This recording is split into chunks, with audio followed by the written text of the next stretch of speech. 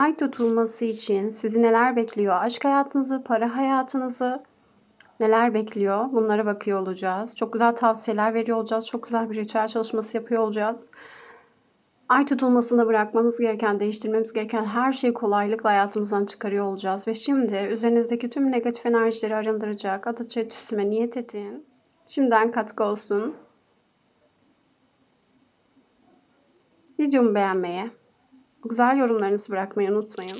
Evet sevgili koç ruhtaşlarım, bakalım bu ay tutulmasının Başak Burcu'nda gerçekleşecek bu ay tutulmasının size getirdiği ana tema, konu nedir? Astroloji zar kart zarlarımdan hemen alıyor olacağım.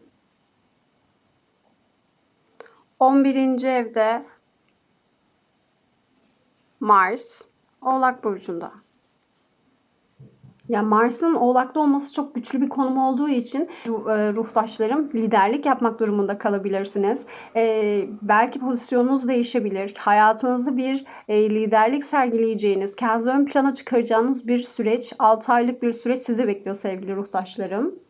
Gelecek planlarınızda sistematik bir şekilde ilerleyebilirsiniz ve 11. evin sosyal çevre ve topluluklarla ilgisi olduğu için sizi ileriye taşıyacak insanlarla karşılaşabilirsiniz, bağlantılar kurabilirsiniz, güzel haberler alabilirsiniz. Sabırlı ve kararlı ve sorumluluk sahibi olduğunuz sürece uzun vadeli projelerinizde, planlarınızda çok başarı elde edebileceğiniz bir sürece giriyorsunuz arkadaşlar. Özellikle 6 aylık süreci kapsıyor. Çünkü ay tutulması 6 aylık etkileri temsil eder bizim için. Mars ise mücadeleyi ve enerjiyi temsil ettiğinden dolayı sosyal çevre içinde güçlü bir duruş sergilersiniz. Gerçekten insanlar sizi tebrik eder arkadaşlar. Çok güçlü gözükecek projelere imza atabilirsiniz, başarılara imza atabilirsiniz, terfiler alabilirsiniz.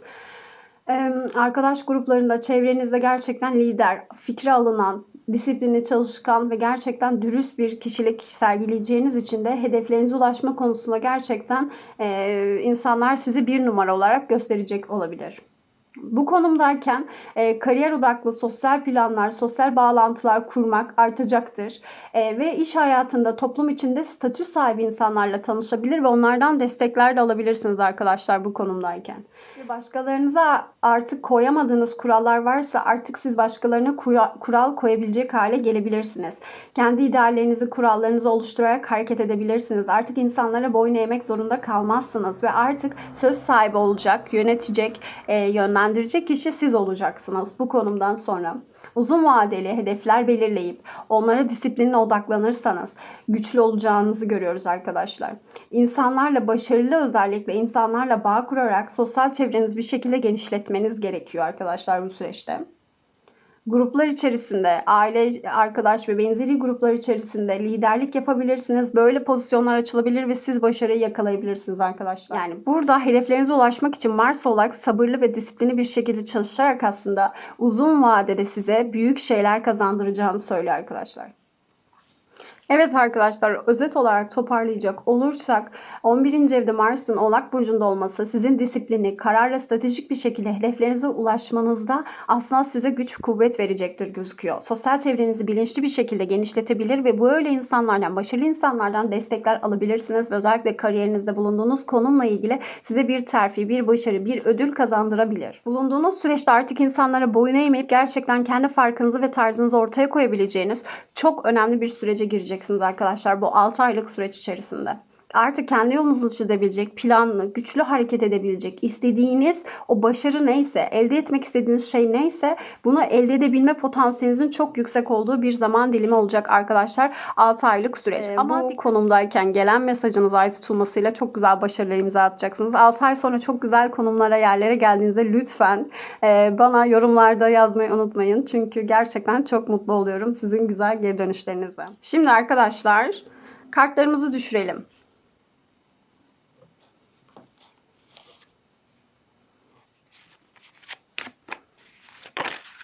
Kartlarımızı düşürüp açılımımıza başlayalım. Denge, araba,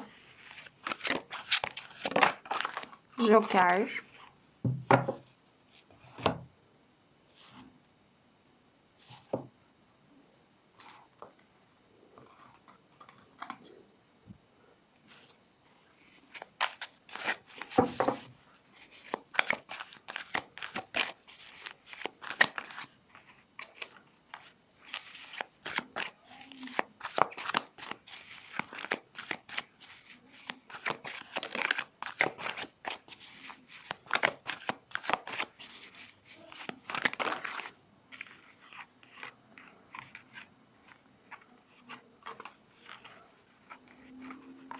Görüyor musunuz jokerler?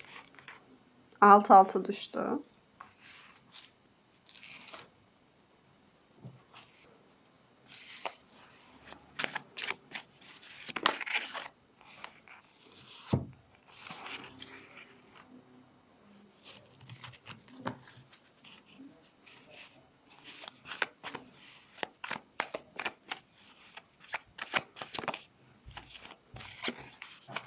Aşıklar.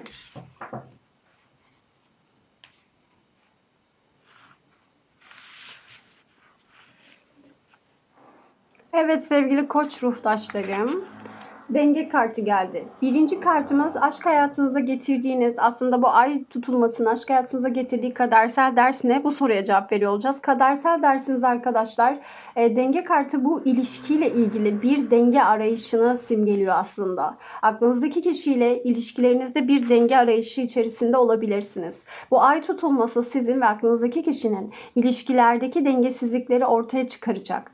Ve bu kart sabırlı ve uyum gerektiren bir dönem gösteriyor.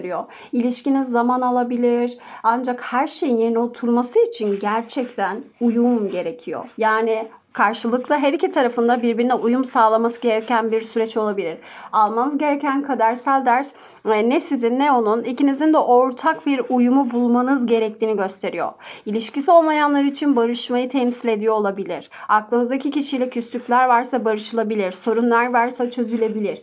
Getirdiğiniz kadersel ders ne senin ne benim dediğim olmaması, uyumlu olmanız arkadaşlar. Belki de aklınızdaki kişiyle aranızda bir denge kurmanız gerektiğini gösteriyor bu kart. Birbirinizin farklılıklarını kabul etmek, anlayışlı olmak çok önemli.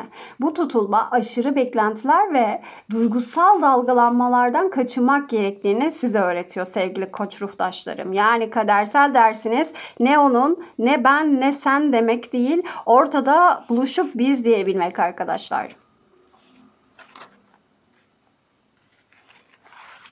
Evet, ikinci kartımız aşk hayatınızda hangi yolda ilerliyorsunuz? Hangi enerjiyi bırakmanız gerekiyor? Bırakmanız gereken aşkınızdaki enerji nedir? Buna bakalım. Araba kartı. Araba kartı çok güçlü bir irade ve kararlılığı simgeler arkadaşlar. Bu kart aklınızdaki kişiyle aranızda olan ilişkinin ileriye gitmesi için güçlü bir irade ve kararlılık gerektirdiğini gösteriyor. Aklınızdaki kişiyle aranızdaki yol belirsizliklerden geçiyor olabilir. Ancak bu süreçten çıkmak için bu liderliği arabaya, sürücü koltuğuna oturmanız gerekiyor arkadaşlar. Araba sadece hareket etmekle kalmayıp doğru yönü belirleyip hedefe ulaşmayı simgeler. O sebepten dolayı araba kartında aklınızdaki kişiyle ilgili bir yol ayrımına gelmişseniz hangi yolu seçmeniz gerektiğine karar vermeniz gerekecek arkadaşlar bu süreçte. İlişkinin geleceğini belirleyecek kişi bu karardır arkadaşlar. O sebepten dolayı siz aklınızdaki kişiyle hangi yol ayrımındaysanız, nereye ilerleyecekseniz bırakmanız gereken enerji netsizlik. Bir öyle bir böyle değil. Net ve kararlı olmak gerekiyor sevgili ruhtaşlarım. Aklınızdaki kişi gerçekten eğer sizinle ilgili bir yol ayrımındaysa, siz o kişiyle ilgili bir yol ayrımındaysanız net olmanız gerekiyor. Bırakmanız gereken enerji netlik. Net olmayan şeyler.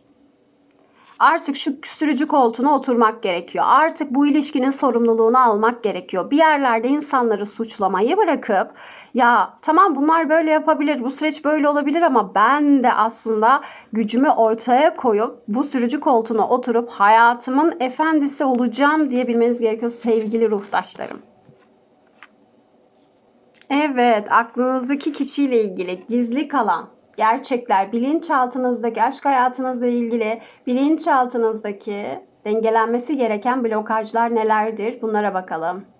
Joker kartı yeni başlangıçları temsil ediyor. Özgürlüğü temsil ediyor arkadaşlar. Bilinçaltındaki bu özgürlük arayışını temsil ediyor. Artık sıfırlanma istiyor aslında. Bu kart aklınızdaki kişiyle aranızda bir başlangıç yapılması ya da bir netliğin, bir sıfırlanmanın yaşanması gerektiğini gösteriyor. Belki de bu kişiyle yaşadığınız ilişkinin potansiyelini tam olarak keşfetmediniz. ya da belirsizlikler nedeniyle ilerlemekten çekiniyorsunuz, adım atmıyorsunuz ya da netliğe kavuşturmuyorsunuz kendi kafanızda. Ve Joker kartı cesur bir adım atmanız gerektiğini vurguluyor. Ama bu cesaret kendinizi tamamen bırakmak ya da bilinçaltınızdaki engelleri aşmakla ilgili. Unutmayın arkadaşlar. Eğer gerçekten geçmişten gelen korkularınızı, kararsızlıklarınızı, bu durumdaki netsizliklerinizi ortadan kaldırmanız gerektiğini söylüyor bu kart arkadaşlar. İlişkide daha özgür, daha cesur olmanız gerekiyor. Daha çok sesinizin çıkması gerekiyor. Hayatınızda kendi bildiğinize ilerlemeniz, adım atmanız gerekiyor sevgili ruhtaşlarım. Yani sizin aslında bilinçaltınızdaki gerçek ve bilinçaltınızdaki blokaj, siz bu ilişkide istediğiniz kadar özgür değilsiniz, cesur adım atamıyorsunuz, kendiniz olamıyorsunuz. Ve bu yüzden sevgili ruhtaşlarım, koç ruhtaşlarım, sizin kendiniz olmanız çok önemli bu ilişkide. Kendiniz olmaya davet ediliyorsunuz. Bırakmanız gereken enerji bu. Evet, şimdi İlerleyen süreçteki aşk hayatınıza neler olabilir diye baktığımızda tılsım ası bize maddi manevi anlamda yeni fırsatları temsil ediyor. Aklınızdaki kişiyle olan ilişkiyi daha sağlam temeller üzerine kurma fırsatı gösteriyor arkadaşlar.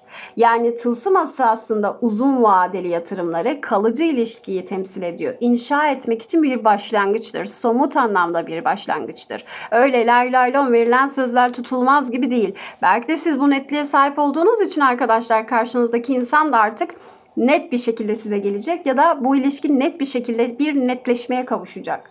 Artık sorunlar neyse, küslükler neyse netleşilecek, barışılacak, olumlu anlamda bir gelişme olacak.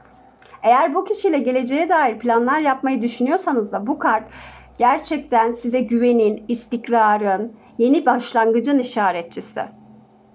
Yani öyle lay lay lom takılmayacak arkadaşlar. Artık ilişkiniz daha sağlam bir temele, daha güven dolu, daha sağlam bir temele oturacak arkadaşlar. Yepyeni bir dönem başlıyor. Evet sevgili ruhtaşlarım, ilişkinizin geleceğine baktığımızda da, olası enerjiye baktığımızda da siz netliğe sahip olursanız, siz kendi içinize dengeye kavuşursanız, siz kendi arabanızın koltuğuna oturup ben yaşamımın efendisi olacağım derseniz, siz Joker kartıyla artık bu belirsizlikleri yok ediyorum derseniz, artık o insan da sizinle birlikte netliğe kavuşacak gözüküyor sevgili ruhtaşlarım. Ve öyle de oldu. Peki Şimdi size gelen rehberliğe bakalım. Siz bu süreçte nasıl davranmalısınız? Aslında buna bakalım. Kupa dörtlüsü duygusal anlamda doyumsuzluk ve teklif edilen fırsatları reddetme haliyle ilgilidir arkadaşlar. Yani aslında Yaradan bize bir kupa uzatır ama bu kupayı pek görebilecek durumda değilizdir arkadaşlar. Ruhsal rehberlik olarak bu kart belki de aklınızdaki kişiye karşı çok duygusal olarak bitkin hissediyor olabilirsiniz. Ve ona karşı bir duvar örmüş olabilirsiniz. Artık o ne yaparsa yapsın sizin gözünüzde bir hiç olabilir bu insan. Ve ona karşı çok büyük duvarlar örmüş gözüküyorsunuz. Bu kart duygusal anlamda yeni fırsatlara ve deneyimlere açık olmanız gerektiğini söylüyor. Yani aklınızdaki insan eğer size karşı bir yenilik, bir kupa, bir teklif, buna benzer enerjilerle gelirse lütfen siz de birazcık onun yaptıklarını görmeye çalışın sevgili ruhtaşlarım. Ne demiştik denge kartında? Sen ben değil, biz olmayı öğrenmek için onun yaptıklarını da aslında görebilmek çok önemli. Siz bu sefer onun yaptıklarını da yok sayarsanız karşınızdaki insan hiçbir şey yapmak istemez. Yani birazcık ortak yolları bulmak çok önemli. Yani aklınızdaki insanla olan bağın sizin için çok önemli. Duygusal anlamda yeniden ona karşı bir barış sağlamanız, affetmeniz gerekiyor. Yani aşk bazen gerçekten arkadaşlar verdiğinizden fazlasını almak için kalbinizi açmanız gerekmesi demektir. O yüzden lütfen siz de karşınızdaki insan eğer size fırsatlar sağlıyorsa ya da yaptıklarını görmeye çalışmanız gerektiğini görüyoruz. Sen ben değil, biz olmayı öğrenmeniz lazım sevgili ruhtaşlarım ve karşı tarafa da bu enerjiyi verirseniz zaten o insan da bunları yapabilecek gözüküyor. Şimdi maddi hayatınıza baktığımızda arkadaşlar Tılsım Kralı ve Joker kartı geldi. Maddi hayatınızda aslındaki dönüşüm bu ay tutulmasıyla 6 aylık süreç içerisinde çok güvenli adımlar atacağınız, çok sağlam, maddi açıdan çok güçlü bir kişiyi ya yardım alacaksınız ya böyle bir kişiye dönüşeceksiniz arkadaşlar. Ama siz de böyle güvenli, sağlam, maddi açıdan kendinizi güvene alacağınız bir süreç olacak. Satacağınız şeyleri satabileceksiniz, doğru yatırım yapabileceksiniz, doğru insanlarla çalışacaksınız. Bir kademe artış sağlayacak olabilirsiniz. Statünüz artacak olabilir, geliriniz artacak olabilir. Çok güzel bir aslında duruma işaret ediyor. Belki aklınızdaki kişiyle de sağlam temellere oturtarak aslında güven dolu ilişkiler getireceğiniz için burada ortak hedefleriniz, ortak bir paydada buluşarak aslında bir yatırım yapma, bir ev alma, bir araba alma, ortak birlikte yapabileceğiniz bir şey de olabilir. Çünkü tılsım kralı aynı zamanda arkadaşlar eşinizi temsil ediyor.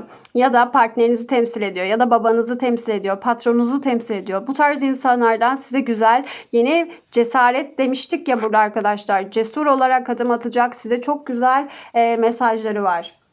Destekleri olacak sevgili ruhtaşlarım. İnanılmaz güzel bir enerji.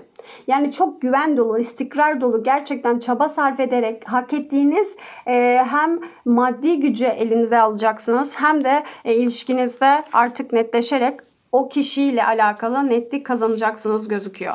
Ve bakalım şimdi sebat kartı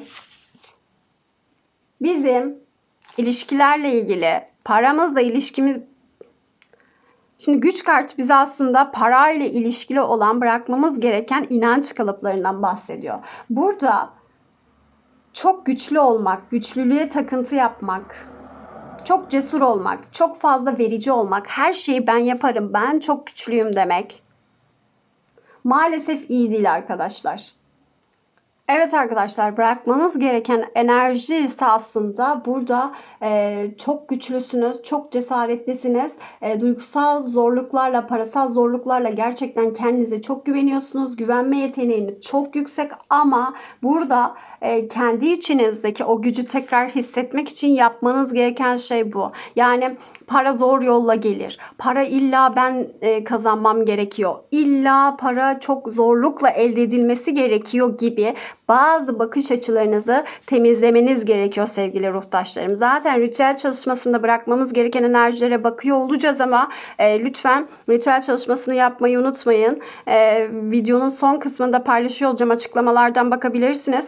Burada bırakmanız gereken enerji aslında para zor yolla kazanılır. Güçlükle kazanılır. Para gerçekten zor gelir. Para aslanın ağzında değil midesinde gibi bakış açılarıyla aslında kendi hayatınızdaki para olasılıklarını, güç olasılıklarını, potansiyel yükselişleri erteliyorsunuz. Hayatınıza çekemiyorsunuz sevgili ruhtaşlarım.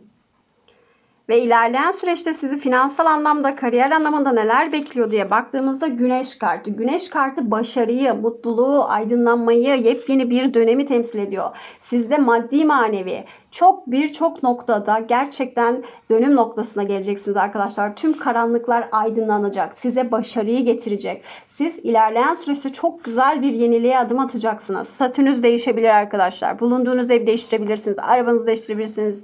Yani bir yerden bir yere dönüşüm gerekiyor. Kiracıysanız ev sahibi olmak. Ev sahibiyseniz çok daha lüks bir yerde ev almak. Yani hedeflediğiniz neyse buna ulaşacağınızı görüyoruz sevgili arkadaşlar. Ama çaba ve emek vererek. Buradaki rehberlikleri unutmadan sevgili ruhtaşlarım.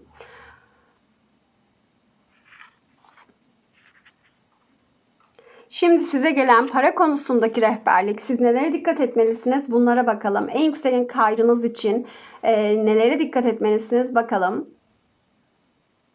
Bu kart aslında size tavsiyesi arkadaşlar seçim yapmak. Yani siz çok önemli bir seçim noktasına, dönüm noktasına geliyorsunuz. Ve burada aslında ilişkileriniz olsun, iş kariyeriniz olsun seçim yapmanız çok önemli. Kararsızlık, işte bana bunu yaptılar, şunu yaptılar gibi kurban bilinçlerini bırakmak çok önemli. Bu araba kartında da arabanın koltuğuna siz oturacaksınız bir kere. Hayatınızın sorumluluğunu alacaksınız. Bu hayat ben böyle istemiyorum diyorsanız gerçekten de değişmeye gönüllü olacaksınız sevgili ruhtaşlarım. O sebepten dolayı da lütfen seçim yapmanız, doğru seçim yapmanız gerektiğini öneriyor aslında Aşıklar kartı size. Kendinizi sorgulayın, kalbinizi dinleyin. Gerçekten duygusal anlamda ne istiyorsunuz? Parasal konularda ne istiyorsunuz? Ne istiyorsanız onu size verecek Yaradan. O yüzden lütfen seçim yapın. Bir onu deneyerek olmaz. Buradaki finansal anlamda size gelen rehberlik, net bir şey isteyin. Bir ay biri, bir ay biri, bir ay biri, öyle olmaz arkadaşlar. Maalesef olmuyor yani.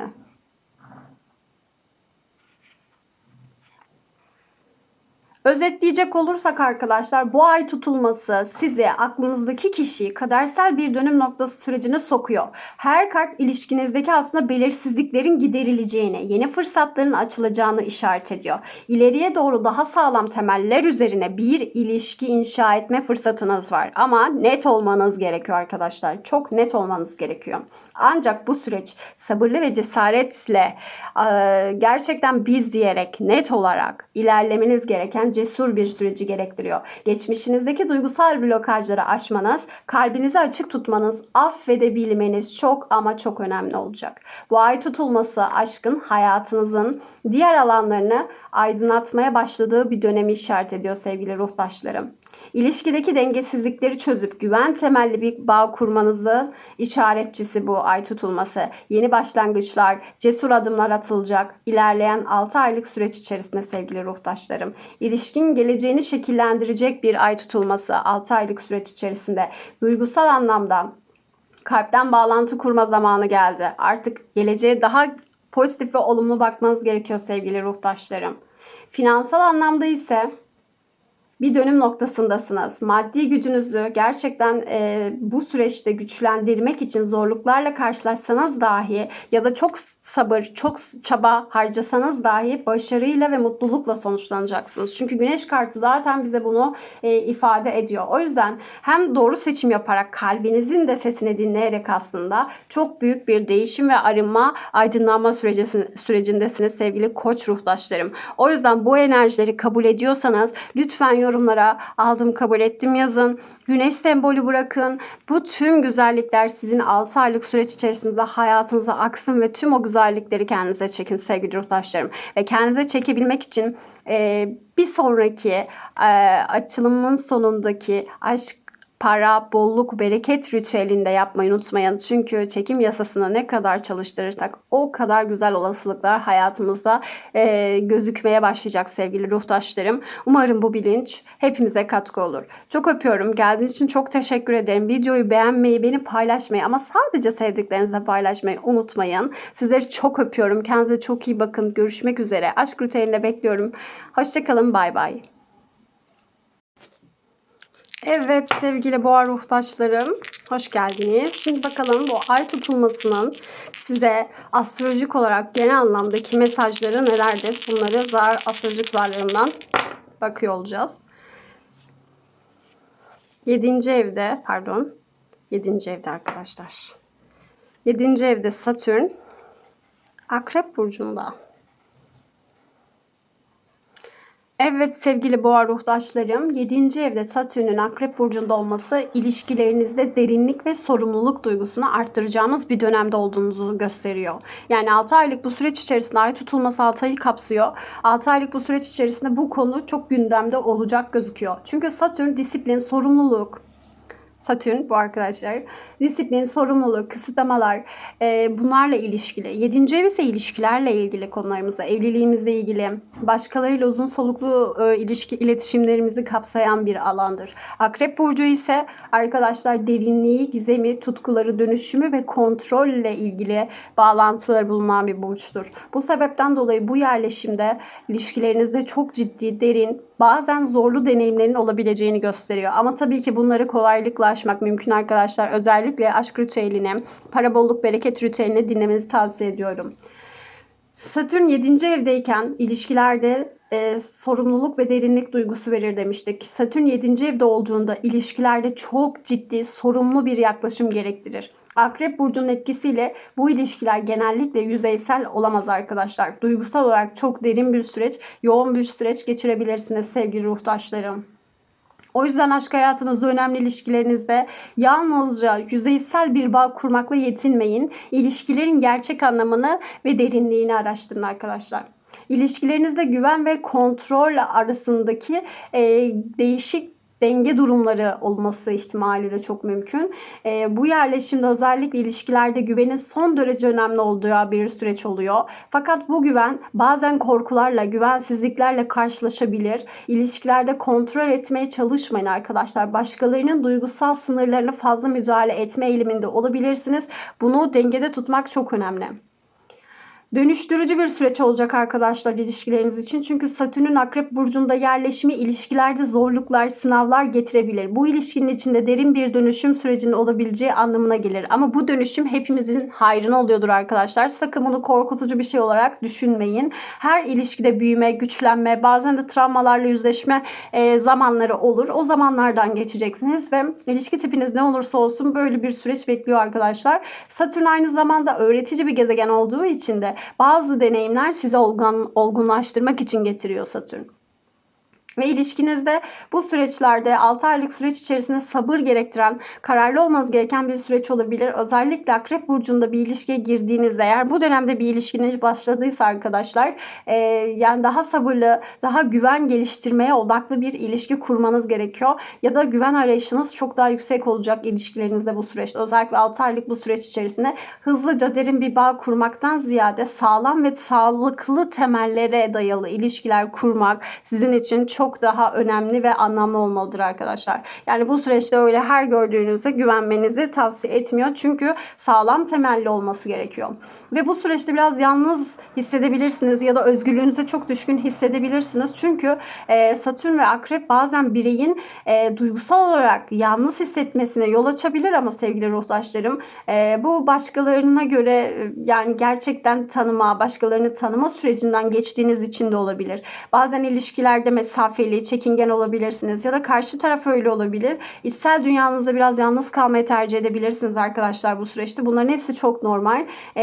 Bu durum zamanla duygusal bağların daha da derin, sağlam ve kalıcı olmasıyla aslında size yardım sağlayacak. Yani sizin aslında bu yaşadığınız süreç sizin ilişkinizi dışarıdan bir göz olarak daha sağlıklı temellere dayanan bir gözlemci olarak aslında devam etmenizi sağlayacak arkadaşlar. Bu konum ilişkilerde duygusal anlamda güçlenmenin temasını da veriyor bize arkadaşlar. Zorluklar, sınavlar sizi ne kadar daha güçlü, dayanıklı ve olgun bir birey yapacak. O yüzden Akrep yeniden doğuşu temsil ettiği için sevgili ruhtaşlarım dönüşüm burcudur. Bu nedenle de ilişkilerde yaşadığınız krizler her ne olursa olsun sizi duygusal, düşüncesel dönüştürmek için geliyor. Ve daha sağlıklı bir ilişki yaratmak için, daha sağlıklı bireyler ve ilişkilerde olmak için geliyor sevgili ruhtaşlarım.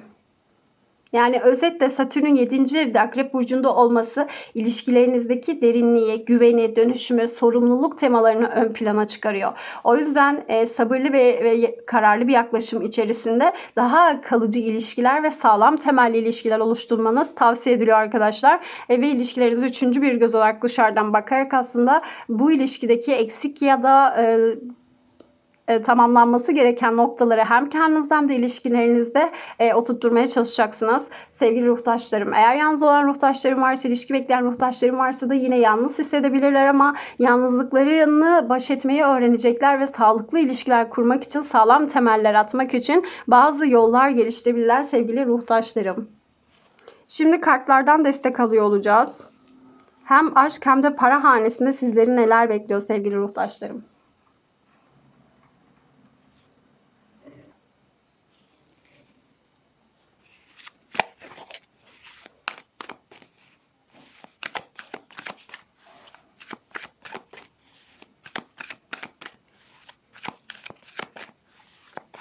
Bu ay tutulmasında sizleri neler bekliyor sevgili ruhtaşlarım? Aşk hayatında, para hayatında neler olacak? Neleri bırakmalısınız? Tavsiyeler nelerdir? Çok kart geldi.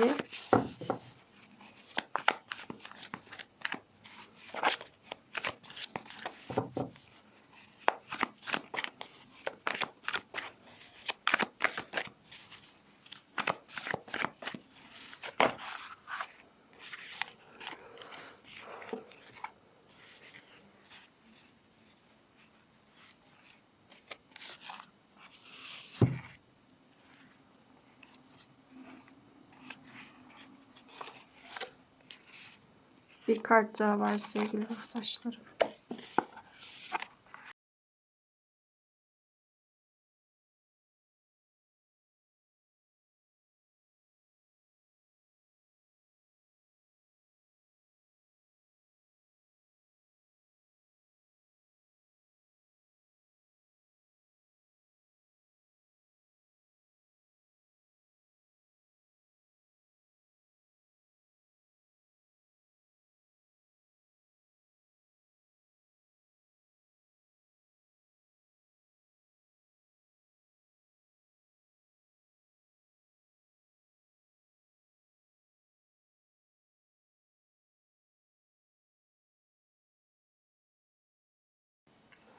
Evet sevgili boğa ruhtaşlarım. Kupa sultanı, kupaların sultanı aslında e, hayatın bu ay tutulmasının aşk hayatınıza getirdiği kadersel dersin ne olduğunu gösteriyor. Kupa kraliçesi duygusal olgunluğu, empati, sezgiyi simgeler arkadaşlar. Ay tutulması aslında size aşk hayatınızda duygusal olarak daha derin bir bağ kurma ve sezgilerinize güvenme zamanının geldiğini gösteriyor sevgili ruhtaşlarım. Aklınızdaki kişiyle olan ilişkinin derinleşmesi için kalbinizi ve duygusal zekanızı kullanmanız gerekiyor.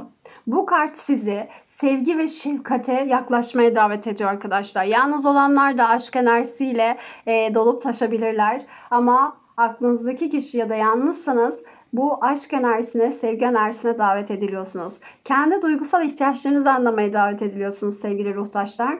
Ve bu duygusal dengede de aslında sosyal ve günlük hayatınızda dengede tutmaya davet ediliyorsunuz. Aklınızdaki kişiyle alakalı nazik ve sabırlı olmalı gerektiğiniz dönemde böyle bir dönemden geçiyor olabilirsiniz. İlişkinizin büyümesine katkı sağlayacak en önemli tutum sizin keyifli olmanızdır sevgili ruhtaşlarım. İlişkiniz var veya yok ama o önemli değil. Önemli olan kendinizi duygusal açıdan anlamanız, duygusal ihtiyaçlarınızı anlamanız, nasıl bir ilişki istediğinizi fark etmeniz, kendinizle eğlenebilmeniz, kendinizle mutlu olmanız gerekiyor sevgili ruhtaşlarım. Birinci kartımız bu. İkinci kartımıza bakacak olursak kılıçların süvarisi. Kılıçların süvarisi aslında bize hangi aşk hayatında hangi enerjiyi bırakmamız gerektiğini gösteriyor. Aslında öfkeyi, siniri, şiddeti, laf sokmaları, kızgınlık enerjilerini bırakmamız gerektiğini aslında bize gösteriyor. Daha mantıklı olmamız gerektiğini bize gösteriyor sevgili ruhtaşlarım. Yani evet burada kendimizle eğlenebilelim, aşk enerjisinde olalım ama bu duygularımızın ihtiyaçlarını karşılayamadığımızda, anlayamadığımızda bu öfke enerjisine dönüşüyor. Ve bu öfkeyi nötrleyebilmek çok önemli sevgili ruhtaşlarım. Yani ne yapıyorsanız duygularınızı anlayın ve kendinizi severek yapın. Yoksa çok fazla sinir krizleri, patlamalar, kavgalar, tartışmalar yaratabilirsiniz. O yüzden daha mantıklı kararlar alın. Eğer aklınızda kimse yoksa da lütfen sevgili ruhtaşlarım aceleci olmayın. Sürekli bir ilişki istiyorum diyerek yanlış insanlara bulaşabilirsiniz. Yani burada daha mantıklı hareket ederek aslında karşınızdaki insanı daha iyi analiz ederek aslında duygusal temelleri sağlam, mantıklı, düşünceli, kararlı bir adım atmanız gereken süreç olacaktır. Yani karşınızdaki insan da çok aşk istiyor olabilirsiniz ama direkt o insana ya da önünüzdeki insanları tanımadan direkt duygulara kapılarak hareket etmemeniz gerektiğini söylüyor sevgili ruhtaşlarım. Şu an bu dönemde aşk hayatınızda 6 aylık süreci temsil eden bu süreçte lütfen bırakmanız gereken şey aceleci olmamak, hızlı hareket etmemek, çok fazla düşünmeden adım atmamak, çok duygusal davranmamak. Evet, duygusal olarak duygusal olacaksınız, aşkla da olacaksınız. Belki kendi duygularınızı anlamanız gereken bir süreç ama bu duyguları anlamadığınızda işte böyle patlamalara sebebiyet verebilir sevgili ruhtaşlar. Bırakmanız gereken enerji bu. Bu ay tutulmasındaki süreç içerisinde. Üçüncü kartımız ise Aziz kartı. Aziz kartı bize bilinçaltındaki gerçekleri ve bilinçaltındaki blokajlardan bahsedecek. Aziz kart aslında gelenekleri, inançları, bu tarz bir enerjiyi temsil eder sevgili ruhtaşlarım. O yüzden aklınızdaki kişiyle ilişkinizde belki de birbirinizin inançlarını, değerlerini, yaşam tarzlarınız farklı olabilir ve bunları sorgulayacağınız bir dönem gerçekleşebilir. Bu kart aranızda dini, kültürel ya da kişisel değer farklılıklarını çözmeniz gerektiğini gösteriyor. Belki bunu uzun zamandan beridir farkındasınız ama yok sayıyorsunuz, atıyorsunuz kendi içinizde, bilinçaltınızda ama saklıyorsunuz kendinizden ama artık ortaya çıkması gereken bir süreçteyiz. Aynı zamanda Aziz kartım sizin hayatınızın daha yüksek bir amacı olduğunu da düşünmeye çağırıyor. Ya sadece bu ilişkiden ibaret değilsiniz. Sadece işte aşk istemekten ibaret değilsiniz. Sizin yaşamınızın amacı ne? Buna doğru davet ediliyorsunuz. Belki de bu ilişkide size ruhsal bir ders sunuyordur arkadaşlar. Belki bu ruhsal dersi görmek istemiyorsanız bunu da göreceğiniz, sorgulayacağınız bir süreç olacak. Yani sizi daha da bilinçlendirecek bir döneme geçiş yapıyorsunuz sevgili ruhtaşlarım. Bilinçaltınıza saklı olan şey aslında ilişkilerdeki sorunların yüzünden göremediğiniz aslında daha yüksek bir anlam arayışını kaçırıyor olmanız. O yüzden geçmişteki inançlar ve kalıplar sizi engelliyorsa bu ilişkide sizi onlardan kurtulmaya doğru itiyor. Aslında bu ilişki size bir aynalık yapıyor arkadaşlar. Siz neye tutunuyorsunuz? Siz neyi engelliyorsunuz? Siz gerçekten geçmişteki inançlardaki hangi kalıplara takılı kaldınız? Yani sevgi hiçbir koşulda, hiçbir koşula sığmamalı. Yani kültürel farklılıklardan dolayı, inançlardan dolayı, yaşam tarzınız farklı diye aslında buradaki süreçte görmeniz gereken bu farklılıklar değil. Bu farklılıkların size anlatmak istediği şeyler. Bunları fark edin sevgili ruhtaşlarım. Bu süreçte bilinçaltınız bunları size ortaya çıkaracak gözüküyor 6 aylık süreç içerisinde. Kılıçların sekizlisi aslında Kılıçların sekizlisi bize olası aşk hayatımızda neler olabileceğini anlatıyor arkadaşlar. Burada zihinsel bir dağınıklık veriyor kılıç sekizlisi. Kurban bilinci veriyor. Özgürlükten mahrum olmayı simgeliyor arkadaşlar. O sebepten dolayı ilerleyen süreçte özellikle 8 vadeli süreç içerisinde aklınızdaki kişiyle ilişkinizde belki de özgürlüğünüzü kısıtlayan duygusal, düşüncesel tıkanıklıklar söz konusu olabilir ve bunları aşmaya davet edileceksiniz. Çünkü burada da dedik ya Aziz kartıyla uyumsuz olduğunuz dini inançlar, kültürel sorunlar, buna benzer ailevi sorunlar her neyse bunlar çözülecek gözüküyor. Ya da belki yalnız olanlar için sizin çok böyle inanılmaz kriterleriniz var. Aslında bunlar fark ediliyor. Ya bir şu kriterlerinden vazgeç. Gerçek sevgiye odaklan deniliyor. Yani bunları lütfen sıkıntı yaratacak bir unsur olarak, bahane olarak ortaya koymayın sevgili dostlarım.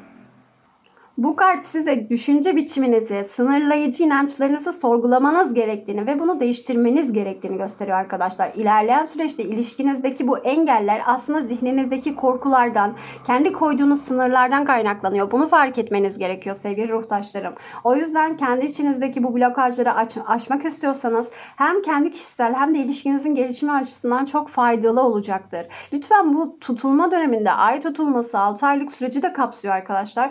Zihinsel ve duygusal özgürlüğünüzü kazanmak için çok büyük bir fırsat. İlişkisi olmayanlar da sürekli ilişki istiyorum, ilişki istiyorum, şöyle olsun, böyle olsun, öyle olsun, çok zengin olsun, şöyle olsun derseniz arkadaşlar maalesef burada gerçek aşka odaklanmanız ve gerçek aşka odaklanmanız gerektiğini tavsiye ediyor size kartlar. Yani osuna busuna bakmak değil. Gerçekten seviyor musunuz, sevmiyor musunuz? Sevmediğiniz için mi bu durumlar sizin ortaya geliyor. Farklılıklar ortaya geliyor. Yoksa seviyorsanız yapabileceğiniz şey farklı bir durum.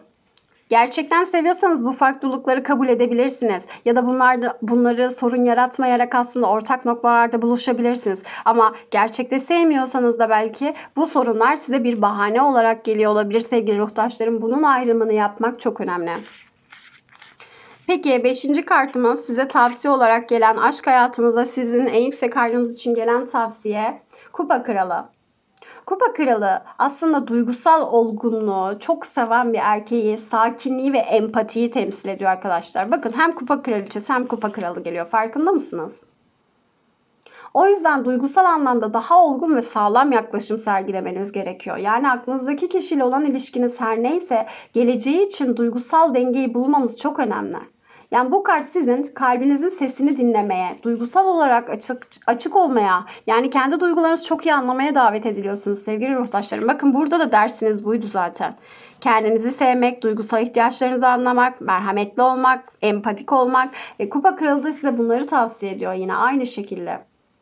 Yani osunu busunu dert etmek yerine ya da ilişki bu kadar hızlı ilişki istiyorum demek yerine gerçekten ben ne istiyorum? Nasıl bir bağ kurmak istiyorum? Nasıl bir evlilik istiyorum? Gerçek bir bağlantıya yönelik. Koşullara, şartlara göre değil lütfen sevgili dostlarım.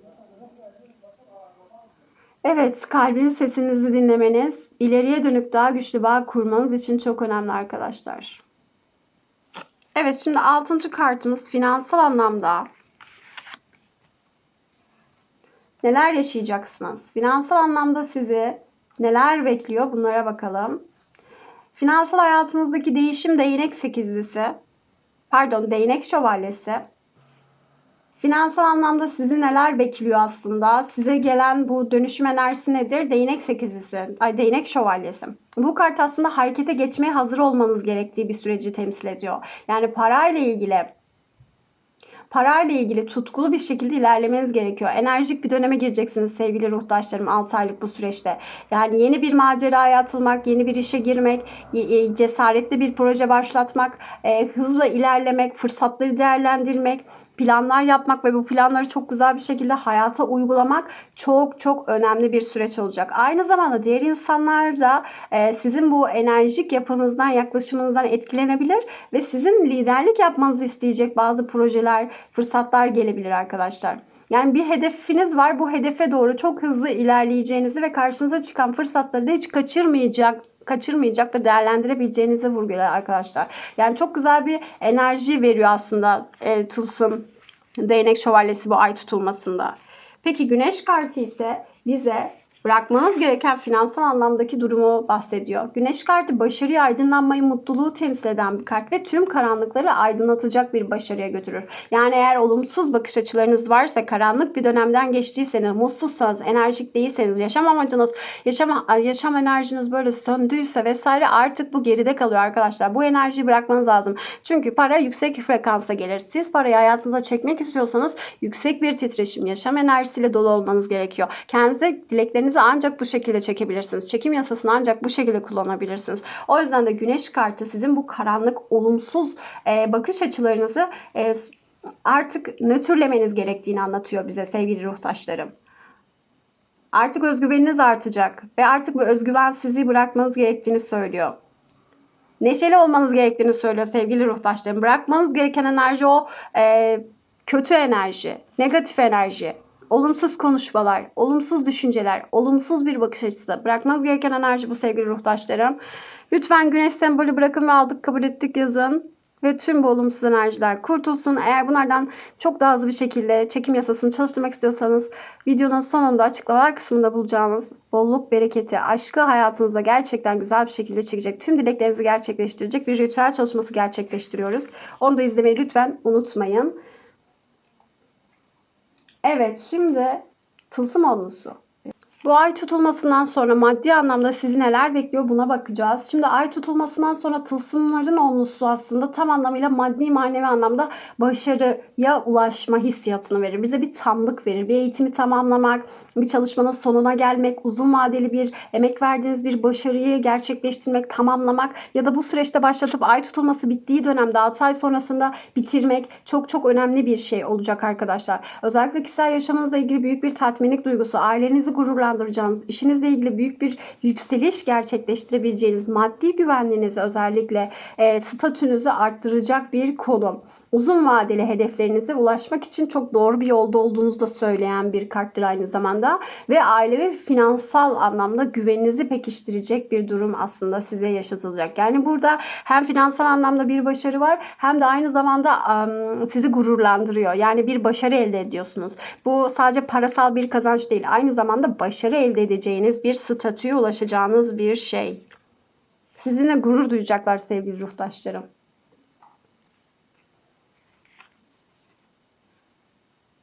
Finansal anlamda size gelen tavsiyelere bakalım.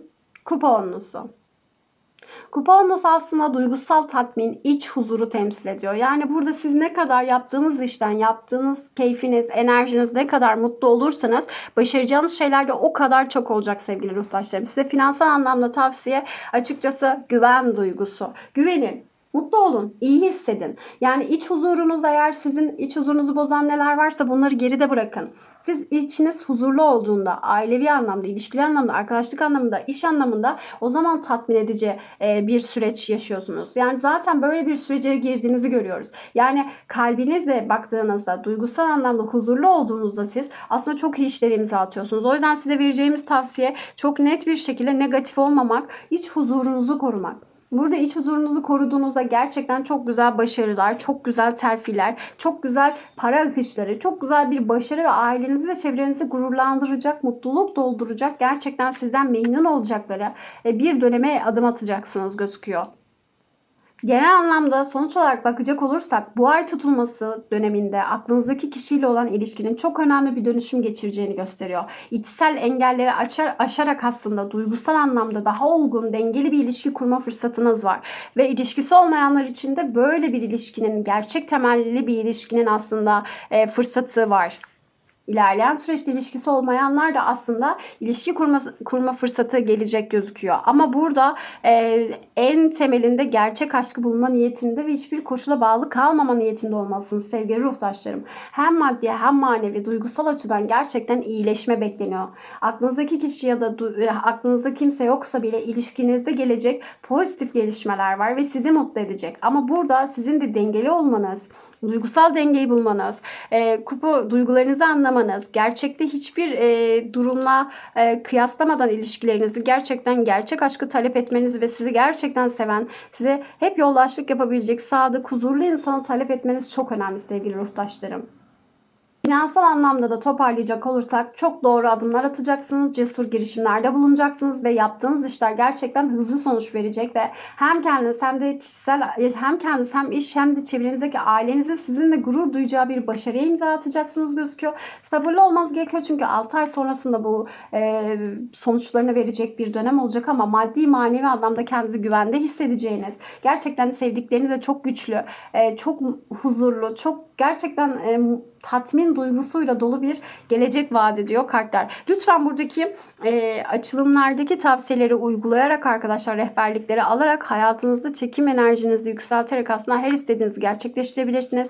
Videonun son kısmında, açıklamalar kısmında bulacağınız aşk ritüeli, para ritüeli, dolunayda bırakmamız gerekenler ve kendimize yeni enerjileri çekmek için çok güzel bir ritüel çalışması yapıyor olacağız. Oraya da gerçekten girip izlemenizi tavsiye ediyorum. Hayatınızdaki negatif enerjileri arındırın. Yepyeni çok güzel bir başlangıç yapın bu ay tutulmasıyla birlikte. Kanalımı beğenmeyi, takip etmeyi, abone olmayı unutmayın. O güzel yorumlarınızı paylaşmayı unutmayın sevgili ruhtaşlarım. Hepinizi çok öpüyorum. Görüşmek üzere. Hoşçakalın. Bay bay. Ritüel çalışmasına bekliyorum. Hoş geldiniz sevgili ikizler, kova, terazi grubu ruhtaşlarım. Hava grubu ruhtaşlarım. Hoş geldiniz. Şimdi bu ay tutulmasının genel anlamda, astrolojik anlamda size etkileri nelerdir? Bunlardan bahsediyor olacağız. Sonrasında tarot desteleriyle aslında genel anlamda ilişkiler ve parasal konularda neler yaşayabilirsiniz? Bunlara bakacağız. Hemen niyet edelim ve sevgili ikizler, kova, terazi ruhtaşlarım, hava grubu ruhtaşlarım, sizleri neler bekliyor astrolojik anlamda? Evet, 5. evde arkadaşlar 5'ti. 5. evde Jüpiter. İkizler burcunda. Hemen astrolojik anlamda yorumlamaya başlayalım. Arkadaşlar bu ay tutulması döneminde Jüpiter 5. evde İkizler Burcu'nda olması size zihinsel anlamda yaratıcılık, vizyon ve iletişim konularında çok büyük şanslar getiriyor. Jüpiter büyüme, genişleme, şans, bilgelik, yüksek öğrenmeyi simgeler. 5. ev ise yaratıcılığı temsil eder, hobileri temsil eder, aşkı, eğlenceyi, çocukları, romantizmi temsil eder. İkizler Burcu ise iletişim, zihinsel faaliyetler, merak, öğrenmek ile ilgili, öğrenmeye açık olmakla ilgili konuları temsil ediyor. Ve bu kombinasyon özellikle zihinsel açıdan çok dinamik, çok yönlü, çok iletişimde olacağımız, çok flörtöz olabileceğimiz, çok insanlarla görüşebileceğimiz, çok aktif bir zamanı, özellikle ay tutulmaları 6 aylık bir süreci temsil ediyor olabilir arkadaşlar. 6 aylık bir süreçteki etkilerden bahsediyoruz sevgili ruhtaşlarım. O yüzden hava grubu, ikizler, kova, terazi olan arkadaşlarım çok iyi gelecek bir enerji var gözüküyor.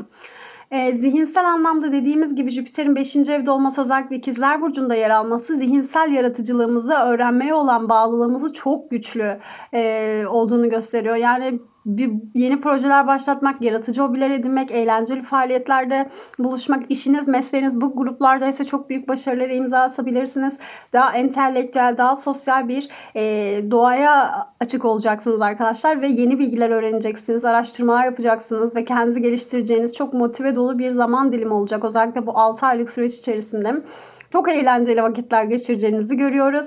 İnanılmaz güzel, farklı insanlarla tanışıp çok güzel sosyal bağlar da kurabilirsiniz. Özellikle sosyal bağlantılarınızda, sosyal ilişkilerinizde zenginleşmeye gideceksiniz. Belki uzun zamandır çok yalnız takılıyorsanız artık gerçekten sosyallik anlamında çok büyük gruplara katılıp çok güzel insanlarla tanışma ihtimaliniz olacak.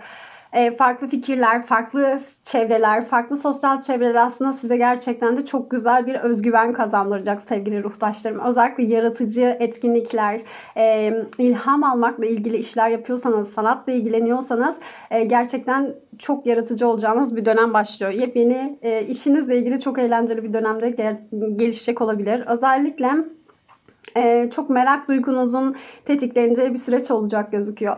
Eğlenceli aktiviteler yapabilirsiniz. Kitaplar, dergiler, derin sohbetler, seminerler, tartışmalar, bu tarz etkinlikler sizi çok böyle cezbedecek ve bu tarz ortamlarda yeni insanlarla tanışıp aslında aşk hayatınızın da aktif olacağını görüyoruz. Özellikle oyunlarla ilgilenen arkadaşlarım varsa bulmacalar, oyunlar, buna benzer etkinliklerle de çok güzel diyaloglara girebilecekler gözüküyor. Çocuklarla iletişimler konusunda çocuk çünkü 5. ev çocuk hanesinde temsil ettiği için çocuklarla ilgili bir mesleğiniz varsa çok daha yaratıcı bir fikirle aslında eğitim hayatınıza gerçekten başarıyı imza atacağınız farklı şeyler keşfedebilirsiniz. Çok daha eğlenceli bir süreç başlıyor. Hem kendiniz için hem çocuklarınız için hem de eğer çocuklarla ilgili bir iş yapıyorsanız işinizle de alakalı çok olumlu güzel enerjiler var gözüküyor. Çok çok güzel geldi sevgili hava grubu ruhtaşlarım. Ayrıca kendi çocuklarınızla da iletişim yollarınız, eğlenceli iletişim yollarınız, onları anlamak, onlarla çok daha iyi işler çıkarmak ya da kardeşleriniz gibi kişilerle çok daha güzel vakitler geçirebilirsiniz. Ya çok yönlü bir yaratıcılık getiriyor aslında ikizlerin çok yönlü yapısı, Jüpiter'in 5. evde olması aslında size çok yönlü yaratıcılık veriyor. Sanatsal ifadelerde kendinizi fark edebilirsiniz. Resim yaptığınızı fark edebilirsiniz. Buna benzer enerjileri fark edebilirsiniz. Sanatsal bir yönünüzü keşfedecek olabilirsiniz arkadaşlar bu süreçte. Birden fazla hobi edinebilirsiniz. Yani size yetmeyecek hiçbir şey. Değişik projelere yönelebilirsiniz. Spiritüel çalışmaya yönelebilirsiniz. Çok daha eğlenceli, ilginç işler çıkarabilirsiniz gerçekten. Çok güzel enerjiler var. Özellikle yazı yazmak ya da resim yapmak, müzikle ilgilenmek gibi eğer planlarınız varsa kesinlikle bu dönem çok güzel geçecek gözüküyor sevgili ruhtaşlarım. Özetle Jüpiter'in 5. ikizler burcunda olması aslında yaratıcı ve eğlenceli alanlarda zihinsel genişlemeye, öğrenmeye açık olması, çok yönlü düşünmeyi ifade ediyor arkadaşlar. Çünkü bu yerleşim aslında size yaratıcı projeler, hobileri teşvik ediyor. Eğer hobi arayışındaysanız bu arayışı bulabileceksiniz. Başkalarının fikirleriyle sosyal bağlantılar kurabileceksiniz. Yeni şeyler öğrenebileceksiniz. Çok sosyal olacağınız, çok yönlü olacağınız, kendinizi çok iyi hissedeceğiniz, çok yeni güzel şeyler keşfedeceğiniz ve çok eğleneceğiniz, çocuklarla belki vakit geçirebileceğiniz çok farklı yollar keşfedeceksiniz ve ya bu hayat ne güzel bir şey ya bu hayatta yaşamak diyebileceğiniz bir süreç, 6 aylık süreç sizi bekliyor. Sevgili ruhtaşlarım, genel anlamda ay tutulmasının size etkileri bu şekilde olacak sevgili hava grupları. Şimdi kartlara geçelim.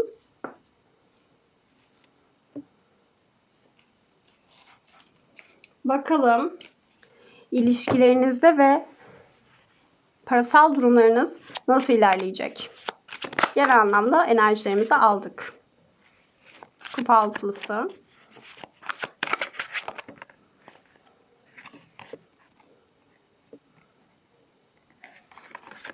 Kılıç kralı. Kader çarkı.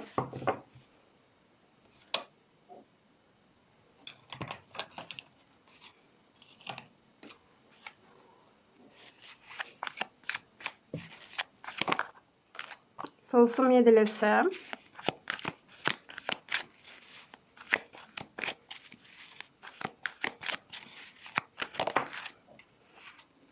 Kılıç prensi.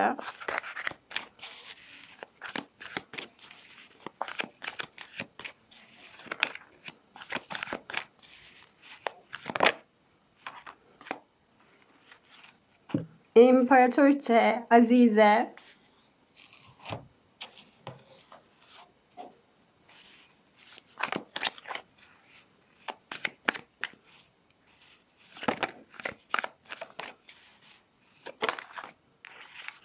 Asaların süvarisi.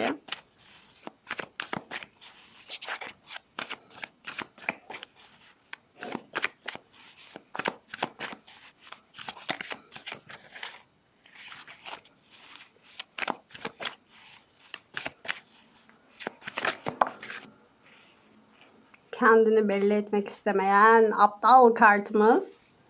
Evet sevgili ikizler, kova, terazi, hava grubu dostlarım, sevgili ruhtaşlarım. Birinci kartımız aşk hayatımıza getiren birinci kartımız ay tutulmasının aşk hayatımıza getirdiği kadersel ders nedir sorusunun aslında cevabı kupa altılısı. Kupa altılısı geçmişle bağlantı kuran, çok nostaljik duyguları bizi götüren bir kart olduğu için aklınızdaki kişiyle olan ilişkinizin geçmişten gelen bir etkisi olabilir. Ruhsal bir bağlantıya sahip olabilirsiniz. Aklınızdaki kişi olmayanlar, ilişkisi olmayanlarsa geçmişiyle ilgili aslında hikayeleri henüz unutamamış olabilirler. Bilinçaltında unutulmamış duygular olabilir. O kişiyi unutmuş olabilirsiniz ama oradaki yaşadıklarınızı unutmamış olabilirsiniz sevgili dostlar. Belki de aranızda bir geçmiş hikayesi, unutulmamış duygular ve yeniden keşfedilecek eski bir bağ olabilir aklınızdaki kişiyle sevgili ruhtaşlarım. Bu kart geçmişte yaşadığınız, aklınızdaki kişiyle paylaştığınız anıların, güzel günlerin, flört zamanlarının bu ilişkiye dair sizi iyileştiren bir ders sunduğunu aslında gösteriyor. Eğer o kişiyle ilgili anılarınız varsa lütfen burada sizi iyileştirdiğini, size öğretmeye çalıştığı çok güzel bir niyet olduğunu fark edin. Aslında bu ay tutulmasıyla birlikte size aklınızdaki kişinin öğrettiği kadersel dersi fark etmeniz gerektiği gösteriliyor sevgili ruhtaşlarım. Belki de bu kişiyle olan bağınız yeniden birleşme ya da eski duyguların yeniden alevlenmesiyle güçlenebilir. İlişkisi olanlar da tekrardan ilişkileriniz güçlenebilir. Barışmalar olabilir, küslükler barışa dönebilir. Bu süreç sizi geçmişinizle barıştıracak aslında ve kalbinizi arındıracak gözüküyor. Hem geçmişinizi arındıracaksınız, hem karşınızdaki insandan bir teklif gelecek olabilir.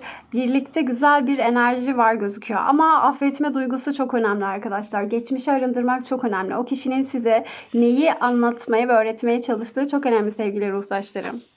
Şimdi ikinci kartınıza geçelim. İkinci kartımız da aşk hayatınızda hangi enerjiyi, aşk enerjisine bırakmanız gerekiyor? Neleri bırakmanız gerekiyor? Bunlara bakacağız ve Kılıç Kralı geldi.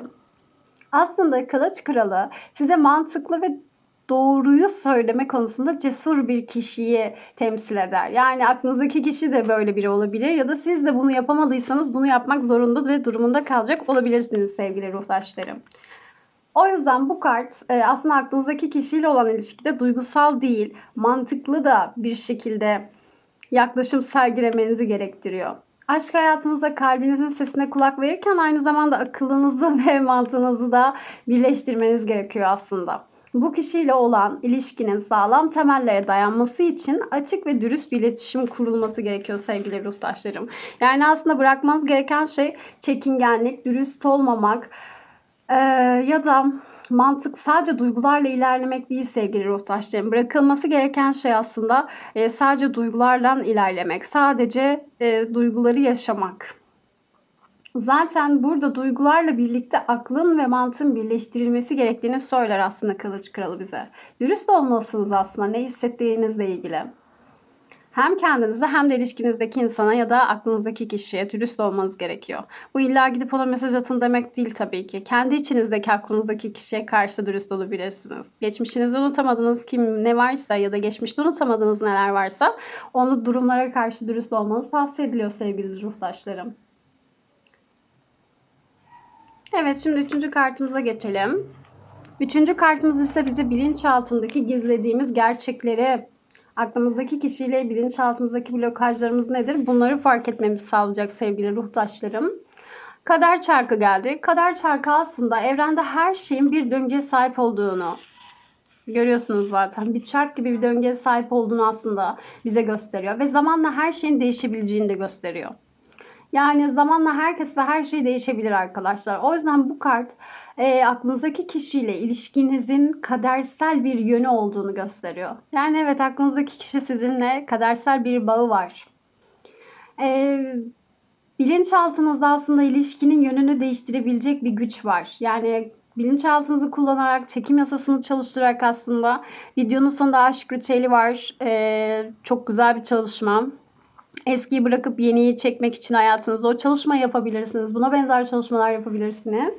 Çok güzel bir aslında gücünü değiştirebilecek bir güç olduğunu söylüyor. Kader çarkı hem şans dönemine hem de bir değişim sürecinden bahseder arkadaşlar. O yüzden bu dönemde karşılaştığınız zorluklar, belirsizlikler, fırsatlar yaratılması içindir aslında. Kaderiniz size ve aklınızdaki kişiyi bir araya getirmenin bir zamanı olduğunu da söylüyor olabilir bu kart. Çünkü zaman kartıdır. Kadersel bir karşılaşmayı verir. Bu süreç sizi bilinçaltınızdaki blokajları aşmak için zorlayacak arkadaşlar. İlişkinizin daha derin bir düzeye ulaşabilmesi için kadersel değişimlere açık olmanız gerekiyor. Aslında bilinçaltınızdaki blokaj şu: kadere teslim olamamak, kaderi teslim edememek, İlişkinizi, kendinizi, duygularınızı, düşüncelerinizi kadere teslim edememek. Lütfen kadere teslim olun arkadaşlar. Bu şu demek değil.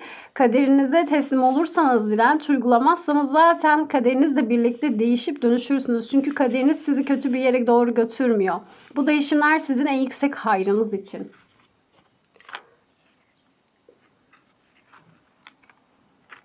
Evet, şimdi ilerleyen süreçte neler olabilir aşk hayatınızla ilgili? Tılsım yedilisi aslında sabır ve bekleyişi, emek harcanmış bir sürecin sonuna gelindiğini, artık ekilmiş tohumların hasadının yapılabileceğinden bahsediyor sevgili ruhtaşlarım. Yani aklınızdaki kişiyle ilişkinizin her aşaması bir şekilde üzerinde emek harcadığınız bir yolculuğa çıkmış olabilirsiniz ya da çıkacak olabilirsiniz. Ama bu yolculuk aslında çabanın karşılığını alacağınızı söylüyor sevgili ruhtaşlarım. O yüzden bu dönemde sabırlı olmanız, zamanla büyümesini beklemeniz, zaman kartıdır aynı zamanda tılsım yedilisi. Zamana bırakmanız, nasıl burada kadere teslim etmeniz gerekiyordu bazı süreçleri. İşte burada da zamana bırakmanız gerektiği tavsiye ediliyor sevgili ruhtaşlarım. Çünkü herkesin kendi bilinçaltında kadersel bir döngüsü var. Gelişmesi gereken süreç var. Nasıl her çocuk aynı şekilde büyümüyorsa, her çocuğun farklı özellikleri, farklı bir büyüme gelişim dönemi varsa aynı şekilde bu süreçte böyle bir sürece tekabül ediyor sevgili ruhtaşlarım. O yüzden sabırlı olun ve zamanla büyümesini bekleyin bu sürecin. Emeğinizin karşılığını alacağını söyler bu kart aynı zamanda, ama beklenmesi gereken de bir süreç vardır. Özellikle 7 vadelik süreç içerisinde biraz beklemeniz gerekiyor sevgili ruhtaşlarım. Aklınızdaki kişiyle bu durum her neyse. Ya bu kişiyle sizin aranızda nasıl bir ilişki varsa ilişkiler yavaşça ilerleyecek, yavaşça inşa edilecek. Daha sağlam, zamanla daha sağlam bir hale gelmesi için aslında bu süreç bu şekilde ilerliyor sevgili ruhtaşlarım. O yüzden burada yapacağınız şey aslında kadere teslim olmak, geçmişinizdeki şeyleri arındırmak ve kendinize dürüst olmak, karşınızdaki insana da dürüst olarak aslında hayatınızda ektiğiniz tohumlara güvenmeyi öğrenmek çok önemli. Hayatında kimse olmayanlar zamanda yaptığı çalışmaların meyvesini alacağını ve hayatına birisinde girebileceğini görüyoruz. Ex partnerini bekleyenler dönüş yapabilir. Ama zamanı var arkadaşlar. İlişkilerde sorunları olanlar bunları aşabilir verdiğim tavsiyelerle. Şimdi 5. kartımız Kılıç Prensi. Kılıç Prensi aslında ilişkilerde, şu anki ilişkinizde ya da şu anki yaşadığınız süreçte ilişkilerinizle ilgili en yüksek hayrınıza ne yapmalısınız? Bunları tavsiye veriyor olacak. Kılıç Prensi aslında yeni fikirlerin, keşiflerin, yenilikçi bir bakış açısını temsil eder. Bilinçaltımızdaki değiştirmemiz gereken bir kodu, bakış açısını temsil eder sevgili ruhtaşlarım. O yüzden de aklınızdaki kişiyle ilgili zihinsel bir uyanışın eşiğinde olabilirsiniz. Onunla ilgili yaptığınız bazı şeyleri fark edebilirsiniz. Onun size yaptığı bazı şeyleri fark edebilirsiniz ve bakış açınız değişebilir. O yüzden ilişkinizin geleceği hakkında yeni bir bakış açısına sahip olmanız gereken bir sürece giriyorsunuz. Yani bu zamana kadar düşündüğünüz hiçbir şey öyle olmayabilir.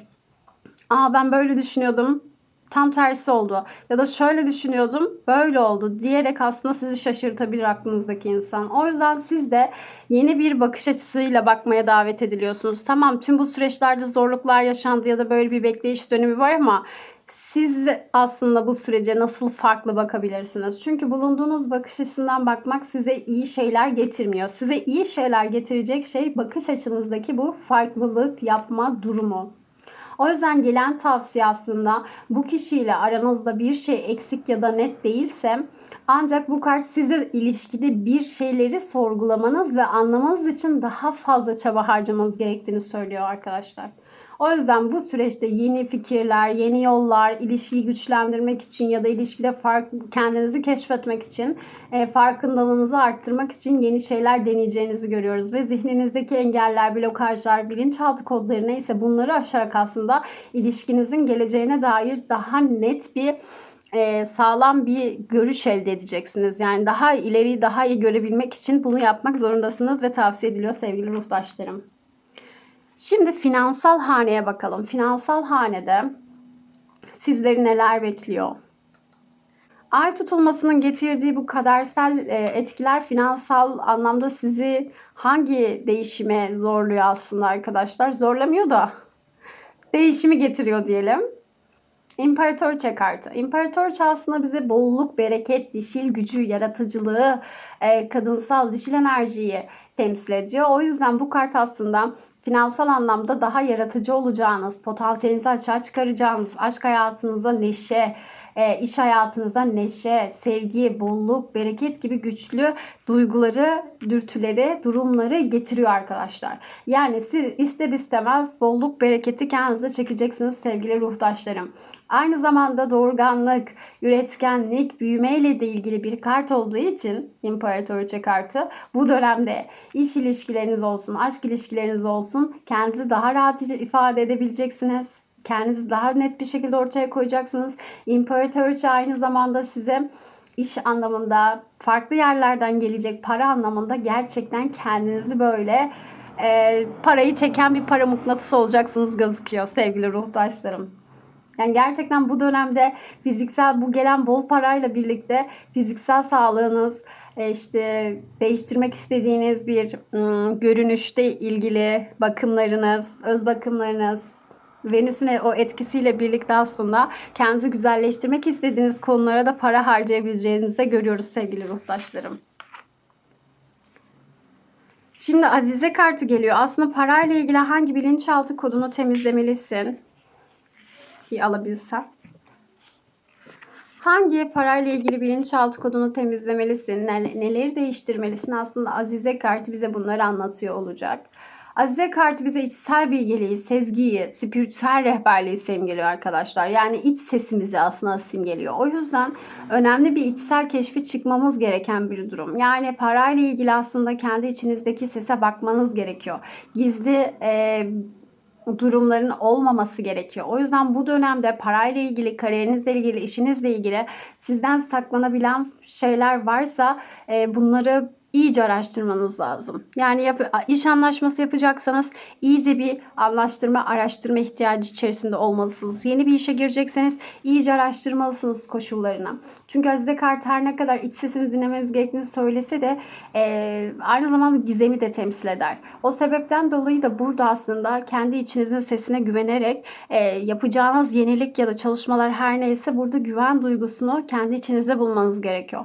Eğer iç sesinizi dinleyerek yapacağınız projeler varsa, yeni bir işe girecekseniz ve içiniz gerçekten kalbiniz bunu onaylıyorsa durmayın, devam edin sevgili ruhtaşlarım. Ama içinizden gelen sesleri dinleyin. Bu süreçte dışarıdan gelen sesler, baskılar sizi işte belki yorabilir, belki durumunuzu farklı değerlendirmenize sebep olabilir. O yüzden bu süreçte finansal anlamda yaşadığınız şey her neyse dışarıyı değil içeriği dinlemeye davet ediliyorsunuz. Bırakmanız gereken şey aslında finansal anlamda dışarıdaki insanları dinlemek değil, kendi kalbinizin bildiği doğrultuda ilerlemeniz gerektiği söyleniyor. Tabii ki uzmanlardan tavsiye alabilirsiniz ama benim gördüğüm bu dışarıdaki sesler size daha çok baskı yaratan, sizi korkutan, size yapamazsın ki, olmaz ki ya da bu saatten sonra mı gibi böyle negatif aslında gelen sesler. O yüzden bu anlamda da özellikle spiritüel anlamda işler yapan dostlarım varsa ya da yapmıyorsanız spiritüel anlamda da bir eğitim alıp özellikle başlamanız gerektiği tavsiye ediliyor sevgili ruhtaşlarım. Hava, ikizler, Kova burcu ruhtaşlarıma tavsiye ediyorum. Spiritüel anlamda yapmanız gereken, çıkmanız gereken bu yolculuk neyse buradan hem para kazanacaksınız hem de sizin rehberliğinize ihtiyacı var insanların sevgili ruhtaşlarım. Konuşamadım. Nasıl bir direnç var burada öyle. Şimdi değnek şövalyesi buraya kadar gelmiş açılım yaparken. Değnek şövalyesi bize tutulma sonrasındaki hangi bolluk kapılarımız açılıyor ya da ne olacak tutulma sonrasında finansal anlamda bunları gösteriyor. Bakın zaten hani o kadar net ki Elif arzularını kutsar ve yerine getirir. Siz ne istiyorsanız bu tutulma sonrası gerçekten hayatınızda onu çekeceksiniz sevgili ruhtaşlarım. Özellikle Değnek şövalyesi eylemi temsil eder. Hedefe doğru ilerlemeyi temsil eder. Yani bir hedef verin asaların süvarisine, Değnek şövalyesine, o gitsin başarsın. Hedefle çalışan bir çalışma metotları vardır. O yüzden bu kart çok çalışacağınızı, hızlı hareket edeceğinizi ve yani hedefinize ulaşabilmenizin çok yüksek olduğunu, ama ne şekilde yüksek olacak? Çok çalışırsanız ve gerekli tüm sorumluluğu alırsanız sevgili ruhtaşlarım. Ve bu dönemde gerçekten çok hareketli geçecek. Bir şeyleri başarma arzusu o kadar çok hissedeceksiniz ki gerçekten bu kararlılığınıza da yansıyacak. Yani belki hayatınızda hiçbir döneminde bu kadar bir şey başarmak istemiş olmayacaksınız. Ya başarmaya odaklı bir zihin yapısında olacağınızı görüyoruz ve zorluklara karşı çok cesur olacağınızı görüyoruz. Yani fırsatlar gelecek. Bir sürü fırsat gelecek ve bu fırsatları iş anlamında çok hızlı bir şekilde sizi büyütecek bir fırsata çevireceksiniz. Yani gelen fırsatları o kadar iyi değerlendireceğinizi görüyorum ki sevgili ruhtaşlarım. Gerçekten çok hızlı büyüme, parasal anlamda da çok güzel bir başarıya ulaşma şansı veriyor. Ama burada harekete geçmek çok önemli. Çalışmak ve kararlı bir şekilde istikrarlı olmak çok önemli. Ancak dikkat edilmesi gerektiği noktalardan bir tanesi, çok hızlı adımlar atacağınız için aceleci davranmamak çok önemli. Yani burada çok hızlı hareket ediyorsunuz, gereken sorumluluğu alıyorsunuz, çalışıyorsunuz ama sizin burada yapacağınız şey aslında yine ne dedik? Teslimiyet. Evet, yapacaksınız. Çok iyi başarılar elde edeceksiniz ama birazcık beklemeyi de öğreneceksiniz sevgili ruhtaşlarım. Yani bu kartın en temelindeki negatif şeylerden bir tanesi aceleci olmaktır. Yani bir an önce sonuç alayımdır. O yüzden buna kapılmadan eğer bu dediğim şeyleri yaparsanız gerçekten finansal anlamda güzel başarıları, fırsatları değerlendirebilirsiniz sevgili ruhtaşlarım. Joker kartı ise bize parasal anlamda nasıl davranmamız gerekiyor? En yüksek hayrımız için, bolluğumuz, bereketimiz için parasal anlamda nasıl bir rehberlik veriyor bakalım. Joker kartı aslında bize yeni başlangıçları, sürprizleri, risk almayı ama bilinçli risk almayı temsil ediyor. Ya bu kart aslında beklenmedik bir dönemde yani çok güzel bir maceraya atılıp aslında işle alakalı güzel bir başlangıca girmeniz gerektiğini gösteriyor. Yani cesur bir adım atmanız lazım sevgili ruhtaşlarım. Bu parayla ilgili konu, size cesaret edemediğiniz bu zamana kadar şey neyse cesaret etmeniz gerektiğini aslında vurguluyor. Yani risk almanız gerektiğini vurguluyor. Bu alacağınız risk bilinçli bir risk olmalı ama yine de konfor alanınızdan çıkıp aslında Joker gibi hayata bir adım atmanız gerekiyor sevgili ruhtaşlarım. Sıfırdan başlamaksa sıfırdan başlamak. Ama başlamanız gerekiyor sevgili ruhtaşlarım. Çünkü parasal durumlarda artık yeni bir iş mi, ek gelir mi, yeni bir hobi alanından para yaratmak mı, her neyse sevgili dostlar. Burada yapmanız gereken şey maalesef hani istemeseniz de ya da cesaret içinde hissedemeseniz de o adımı atmak. Çünkü bu dönemde hayatınızda yeni bir yolculuğa çıkma zamanınızın geldiğini söylüyor kartlar bize. O yüzden risk alırken temkinli olun ama her adımı dikkatli atın ama o adımı atın artık sevgili ruhtaşlarım. Yani bunu böyle yaparak, bekleyerek aslında parasal anlamda kendinizi sıkışık bir döneme sokabilirsiniz. O yüzden yapmanız gereken, tavsiye edilen şey cesurca, rahatlayarak, sakin bir şekilde kendi yaratıcı yönünüzü keşfederek aslında bir şeyi başlatmak. O cesaret gerektiren eylemi atmak ki atacaksınız da gözüküyor. Parasal anlamda da çok güzel enerjiler var. Özetleyecek olursak sevgili ruhtaşlarım, aslında aklınızdaki kişiyle olan ilişkinizde kadersel bir yolculuğa doğru ilerliyorsunuz. O sebepten dolayı geçmişte bağlarınızın, ilişkinizin evrilmesine etki edecek bir bekleme sürecinden geçeceksiniz. Belki de duygusal olarak yeniden bir başlangıç yapmanız gerekecek. Ama sabırlı ve mantıklı olmanız gerekiyor. Sezgilerinize tabii ki güvenin ama burada en önemli olan şey kendinize dürüst olmak, geçmişinizi şifalandırmak ve hayatına giren insanların size öğrettiği dersleri almak ve kader çarkı aslında kadere güvenmek. Siz bunu yapabilirsiniz ve ve burada aslında bunları yapabilirseniz gerçekten çok hızlı bir şekilde sağlam temele oturtulmuş bir ilişki dönemine geçeceğinizi görüyoruz arkadaşlar. Yani ilişkisi olmayan ilişkisini bulabilir. Ama burada alınması gereken dersler verildikten sonrasında. Kimi bekliyorsanız gelebilir. Ex partner dönebilir. Yepyeni bir insan hayatınıza girebilir. İlişkilerinizde sorunları olanlar çözülebilir ama bu dediğim şeyleri almanız gerekiyor sevgili ruhtaşlarım. Finansal anlamda da yaratıcı ve bir spiritüel dolu bir yolculuğa girecek olabilirsiniz. Ama bolluk bereketi kendinize gerçekten her ortamda çekeceğinizi görüyorum. Sadece burada Azize kartı, dikkatli olun yapacağınız anlaşmalarda ve aynı zamanda kendi iç sesinize güvenin ve burada kararlı bir şekilde düzgün adımlar atarak aslında o harekete momentumu yaratın ve aptal kartı cesur bir şekilde o adımı atın ve artık bu konfor alanından çıkın sevgili ruhtaşlarım. Çünkü aptalın o hikayesi zaten bizi bizden alıyor. Yani bir şey başlatmak ve aslında ilerleyen süreçte yaşayacağı tüm yolculuğu bize aslında gösteren bir aptal var karşımızda ki kısmında ritüel çalışmasını bulabilirsiniz.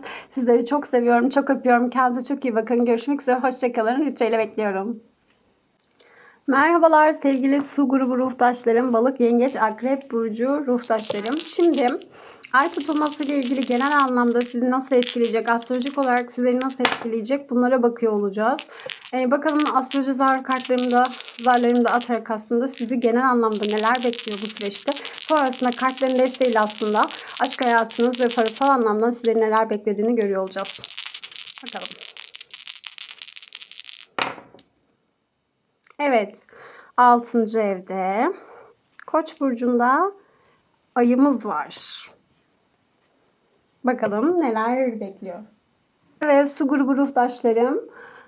Aslında ayın 6. evde Koç burcunda olması duygusal anlamda ihtiyaçlarınızla günlük rutinler arasında sıkışıp kalabileceğinizi, burayı dengelemeniz gerektiğini aslında size öğretiyor. Çünkü burada ay içsel duygusal ihtiyaçları, güven arayışını, alışkanlıkları temsil ederken 6. ev ise aslında günlük yapılacak iş hayatı, sağlık, buna benzer konuları temsil ediyor. Koç burcu ise cesaret, liderlik, yenilik ve hızlı hareket etmeyi temsil ediyor. Bu tarz konularda sıkıntılar yaşıyor olabilirsiniz sevgili ruhtaşlarım. İşte bu rutininizi gerçekleştirmek, hem duygusal anlamda rutinlerinizi değiştirmek ve temelini oluşturmak çok önemli olacak. Aslında ay tutulmasındaki bu konum aslında size şunu anlatıyor. Duygusal güven arayışı ve çalışma hayatı. Yani ay Koç burcundayken duygusal güvenlik arayışınızın güçlü olduğu bir yerleşim konumu olduğu için bu konum kişiyi iş yerinde ya da günlük yaşamda daha cesur, hızlı, aktif hareket etmeyi, daha hiperaktif olabileceğinizi söylüyor. O yüzden çalışma hayatında duygusal tatmin arayışı bazen aceleci, bazen dürtüsel bir şekilde kararlar almanıza neden olabilir. O yüzden kendi başınıza çalışmak isteyebilirsiniz, tek başınıza olmak isteyebilirsiniz. Bu tarz duygusal anlamda kendinizi rahatlatabilirsiniz. İş konularında sizi çok stres sokuyorsa kendi eve geldiğinizde sizi rahatlatacak rutinler oluşturabilirsiniz. O yüzden günlük rutinlerinizde de hız ve cesaret hız kazanacak gözüküyor. Yani 6.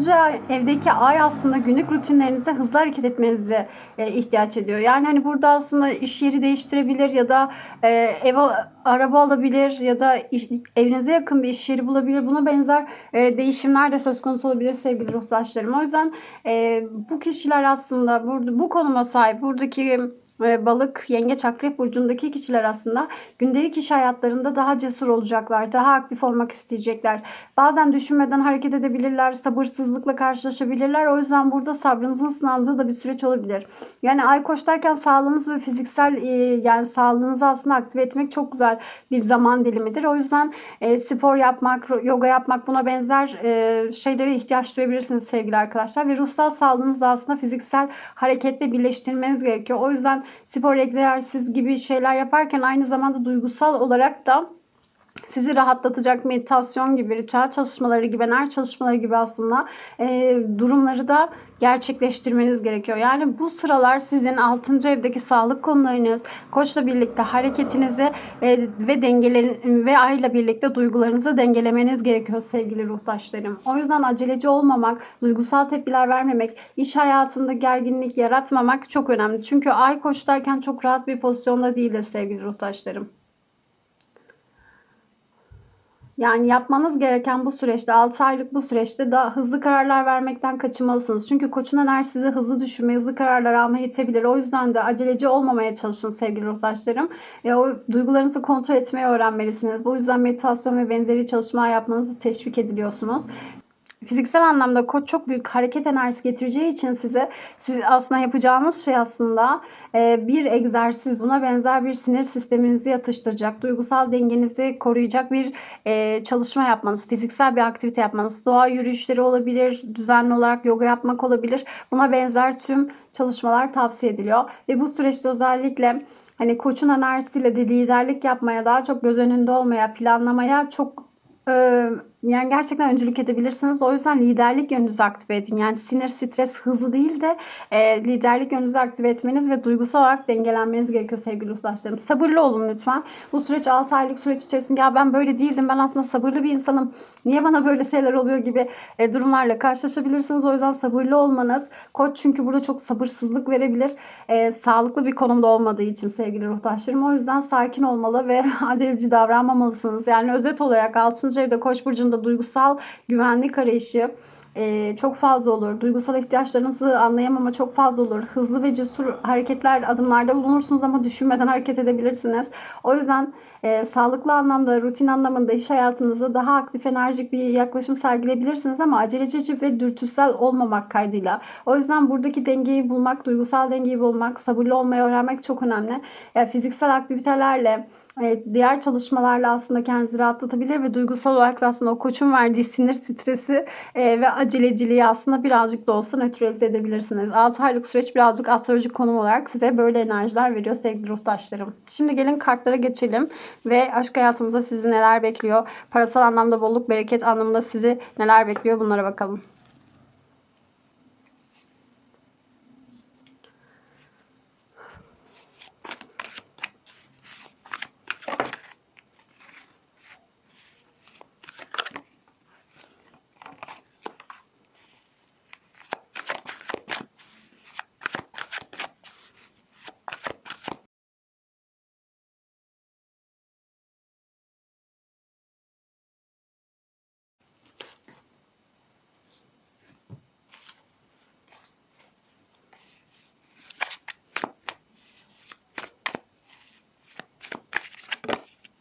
Geldi.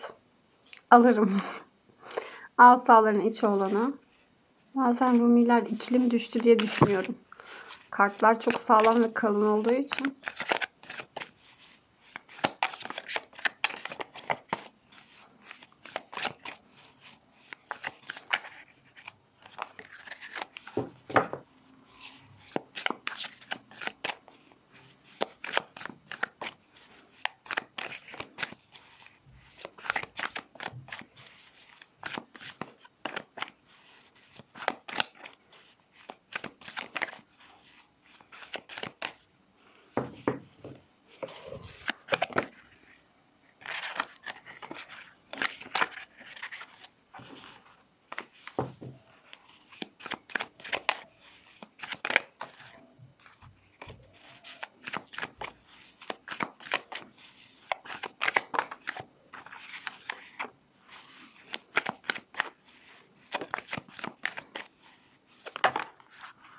Çok kart düştü. Alamayacağım.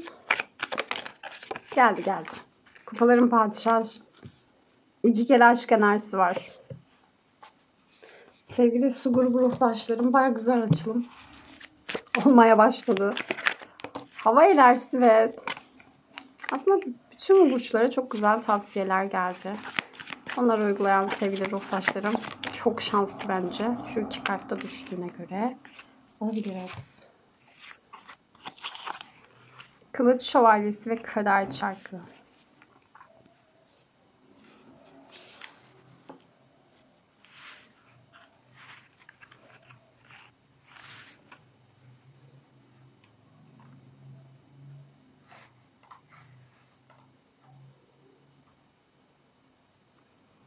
Şimdi kupa kralını alalım. Birinci kartımız ay tutulmasının bize getirdiği, aslında aşk hayatınıza getirdiği kadersel ders ne? Bunlara bakalım. Kupa kralı aslında duygusal olgunluğu, dengeyi, derinliği, şefkati veren bir aslında kraldır. Sevgiyi veren bir kraldır. Empatiyi veren bir kraldır. O yüzden aklınızdaki kişi ya da ilişki durumunuz her neyse duygusal anlamda daha derin, daha olgun olmanız gerektiğini anlatıyor. Aşk hayatınızda bu kişiyle ya da hayatınızda kimse yoksa bile duygusal bir bağ kurmanız için aslında kendinizi ve karşınızdaki partneri anlamanız gerektiği için çaba sarf etmeniz gereken bir dönemi temsil ediyor aslında sevgili ruhtaşlarım. Balık, yengeç, akrep burcu sevgili ruhtaşlarım. O yüzden ay tutulmasında aslında duygusal dengeyi öğrenmek çok önemli. Burada karşınızdaki insanla bağınız her neyse daha güçlü hale gelmesi için aslında duygularınızı kontrol etmek, empati kurma yeteneğini geliştirmesiniz. Tabii ki ilişki durumu tiplerine göre değişebilir sevgili ruhtaşlarım ama genel anlamda Kupa Kralı bize aslında kendimizi anlamayı, duygusal anlamda daha olgun davranmak için karşımızdaki insana da empati kurabilmeyi, karşımızdaki insana yaşattıklarının belki sebeplerine kendi içimizde anlamayı çalışmalıyız. Çünkü bu kart aslında bize genel anlamda Kupa Kralı, sevdiğimiz insanla ilgili gelen mesajları veriyor. Yani kadersel anlamda ay tutulmasında gündemimiz bu 6 ay boyunca Kupa Kralı'ndaki insanlar olacak. Su burcu olan karşınızdaki partner olabilir ya da sizin sevme şekliniz olabilir sevgili ruhtaşlarım. Erkekleri sevme şeklinizle ilgili bilgiler alacak. Bunları değiştirmeye çalışacak. Kendinizi erkeklerle ilgili ilişkilerde nasıl bir konuma sokuyorsunuz bunları fark etmeniz gereken bir süreçte olabilirsiniz sevgili ruhtaşlarım. Şimdi ikinci kartımız Azize kartı aslında. Aziz kartı pardon. Aziz kart aslında neyi bırakmanız gerektiğini söylüyor. Özellikle geleneksel yapıları, geleneksel öğretileri bırakmanız gerekiyor. Eğer bu kart ilişkilerinizde daha ciddi bir yön kazanmasını yani böyle lay lay lom takılmak yerine artık ciddi ilişkilere başlamanız gerektiği tavsiye ediliyor sevgili ruhtaşlarım. Ya belki siz lay lay lom takılmıyorsunuz ama karşınızdaki insanın öyle olduğunu anlayarak aslında devam da ediyor olabilirsiniz. Bu yüzden siz de artık bir hayatınıza ciddiyet kazandırmalısınız. Yani aklınızdaki kişiyle olan bağınız belki de daha derin ruhsal bir anlam taşıyacak ama siz maalesef hani ilişkide belki kendinizi ciddi ilişki insan olarak göstermediniz ya da evlilik olarak göstermediniz. Bu bağı kurmanız için bu aşamalardan geçmeniz gerektiği gözüküyor sevgili ruhtaşlarım. Yani Aziz kart aslında burada bir öğretmeni, spiritüel bir rehberi de temsil edebilir. O yüzden aklınızdaki kişinin daha büyük bir amaç için birleşmeniz gerektiğini gösteriyor. Yani burada aslında aşk hayatında değerlerinizin örtüşmesi, ortak bir inanç etrafında birleşmeniz önemli bir dönüm noktası olabilir. Yani karşınızdaki insana yüzeysel bir kişi değil ama burada bırakmanız gereken enerji aslında birbirinize sabit bakış açılarınızdan baktığınız yargılarınız. Çünkü burada gördüğümüz kadarıyla aklınızdaki kişi ciddiyetle ilgili bazı sorunlar var. Ya da kimilerinizde çok fazla aklınızdaki kişiyle ilgili evliliğinize tutundu ya da kimileriniz ilişkinize çok tutundu ya da kimileriniz işte bu ilişkinin getirdiği statüye tutundu ya da kimileriniz çok fazla evlilik olgusu içinde ilişkide kaldı ve o yüzden ilişkinin anlamı yitirildi. Ya sevgili ruhtaşlarım lütfen bunu yapmayın. Çünkü bırakmanız gereken bu aziz yani. Evliliğinizi bırakmanız gerekiyor olabilir. İlişkinizi bırakmanız gerekiyor olabilir. Yani bırakmak dediğim arkadaşlar illa birisini terk etmeniz değil. Burada gerçekten nasıl bir ilişki yaşamanız gerekiyor? Ya dışarıdaki insanlara göre değil, kendinize göre. Onunla o aranızdaki bağ nasıl? Dışarıdakilere bakmayın. Kendi içinize bakın lütfen. O yüzden burada Aziz aslında bize ciddi bir bağ kurmanız için. Yani siz evlisiniz ama gerçekten bağınız var mı? Ya da siz aklınızdaki insanla ilişkidesiniz, evlilik yolundasınız ama gerçekten o evliliğin ne demek olduğunu farkında mısınız? Belki siz unuttunuz. Belki işte rollere kapıldınız. Aklınızdaki insanla eskisi gibi bir ilişkiniz yok. Asıl düzeltilmesi gereken şey bu arkadaşlar. Yani kimileriniz de hiç evlilik istemiyor gibi gözükmüş. O sebepten dolayı daha yüzeysel takılmış. O yüzden sevgili ruhtaşlarım burada bırakmanız gereken şey asıl anlamı yani burada aslında derin anlamını anlamanız gerekiyor ilişkinin. Ya evlilik için inanılmaz kavgalar, tartışmalar ediyorsunuz ama ilişkinin bir anlamı kalmıyor. Belki sonuçta evleneceksiniz ama hiçbir anlamı kalmayacak. Ya da o kadar evlenmek istiyorsunuz ki artık önünüze ne çıksa kabul edeceksiniz gibi bir durum. Lütfen böyle olmayın. Eğer böyleyse de ya bilinçaltınızda böyle olabilir sevgili ruhtaşlarım. O yüzden şimdi kalkıp da ben öyle değilim diye mesajlar atmanıza gerek yok. O yüzden hani bilinçaltınızda siz bilemezsiniz ama bu tarot kartları gerçekten bizim bile kendimizden sakladığımız sırları bize ortaya koyuyor. Bırakmanız gereken şey sabit bir bakış açısı, evlilik, el alem ne der, buna benzer enerjileri bırakmanız gerekiyor sevgili ruhtaşlarım. Çok net. Peki bilinçaltınızdaki aslında gizli kalan gerçek, o kişiyle ilgili, aşk hayatınızla ilgili bilinçaltınızdaki blokaj ne? Bakalım kupa ikilisi. Kupa ikilisi aslında sevgiyi, uyumu, birlik ve beraberliği ve huzuru temsil eder. O yüzden aklınızdaki kişiyle olan ilişkinizde gizli bir uyum olduğunu gösteriyor. Yani ilişkisi olmayanlar, platonik olanlar aslında uyumlusunuz. Bu ilişkinin aslında başlamasına engel olan ya da devam etmesine engel olan bazı bilinçaltı blokajları olabilir arkadaşlar. O yüzden geçmişte yaşadığınız kalp kırıklıkları, güven eksiklikleri sizi bu bağa tam olarak açılmaktan alıkoyuyor ya da potansiyel anlamda sorunların bitmesine sebebiyet vermiyor olabilir. O yüzden aklınızdaki kişiyle olan ilişkinizin potansiyelini tam anlamıyla gerçekleştirmek için önceki blokajlardan arınmanız gerekebilir. Yani bu süreç aslında kendinizi ve duygularınızı daha açık bir şekilde ifade etmenizi gerektiriyor. Kupa ikilisi zaten burada arkadaşlar hani ilişkileri şifalandırmak, bir ilişki başlatmak, buna benzer enerjiler. Yani erkekler ilişkileri güvenmek, bu konularla ilgili aslında kendinizle ilgili çalışmalar yapmanızı tavsiye ediyor. Yani bilinçaltınıza bırakmanız gereken şey aslında yine bir ilişki. Yine bir ilişkiyle ilgili bir kod.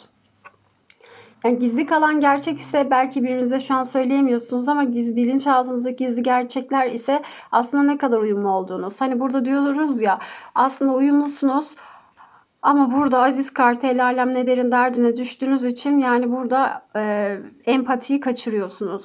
Empatiyi öldürüyorsunuz. Birbirinize düşman oluyorsunuz gibi bir durum var. Hiç ilişkisi olmayanlar da kendi içinde ilişkilerle o kadar evliliğe takıntı yapmış ki gerçek bir ilişkinin nasıl bir şeye benzeyeceğini bilmiyor. Kendi içindeki ilişki tanımıyla el alem nelerin tanımı o kadar çatışıyor ki aslında bunu fark edemiyor. Bırakmanız gerekiyor sevgili ruhtaşlarım. İlişkilerle ilgili negatif kalıpları.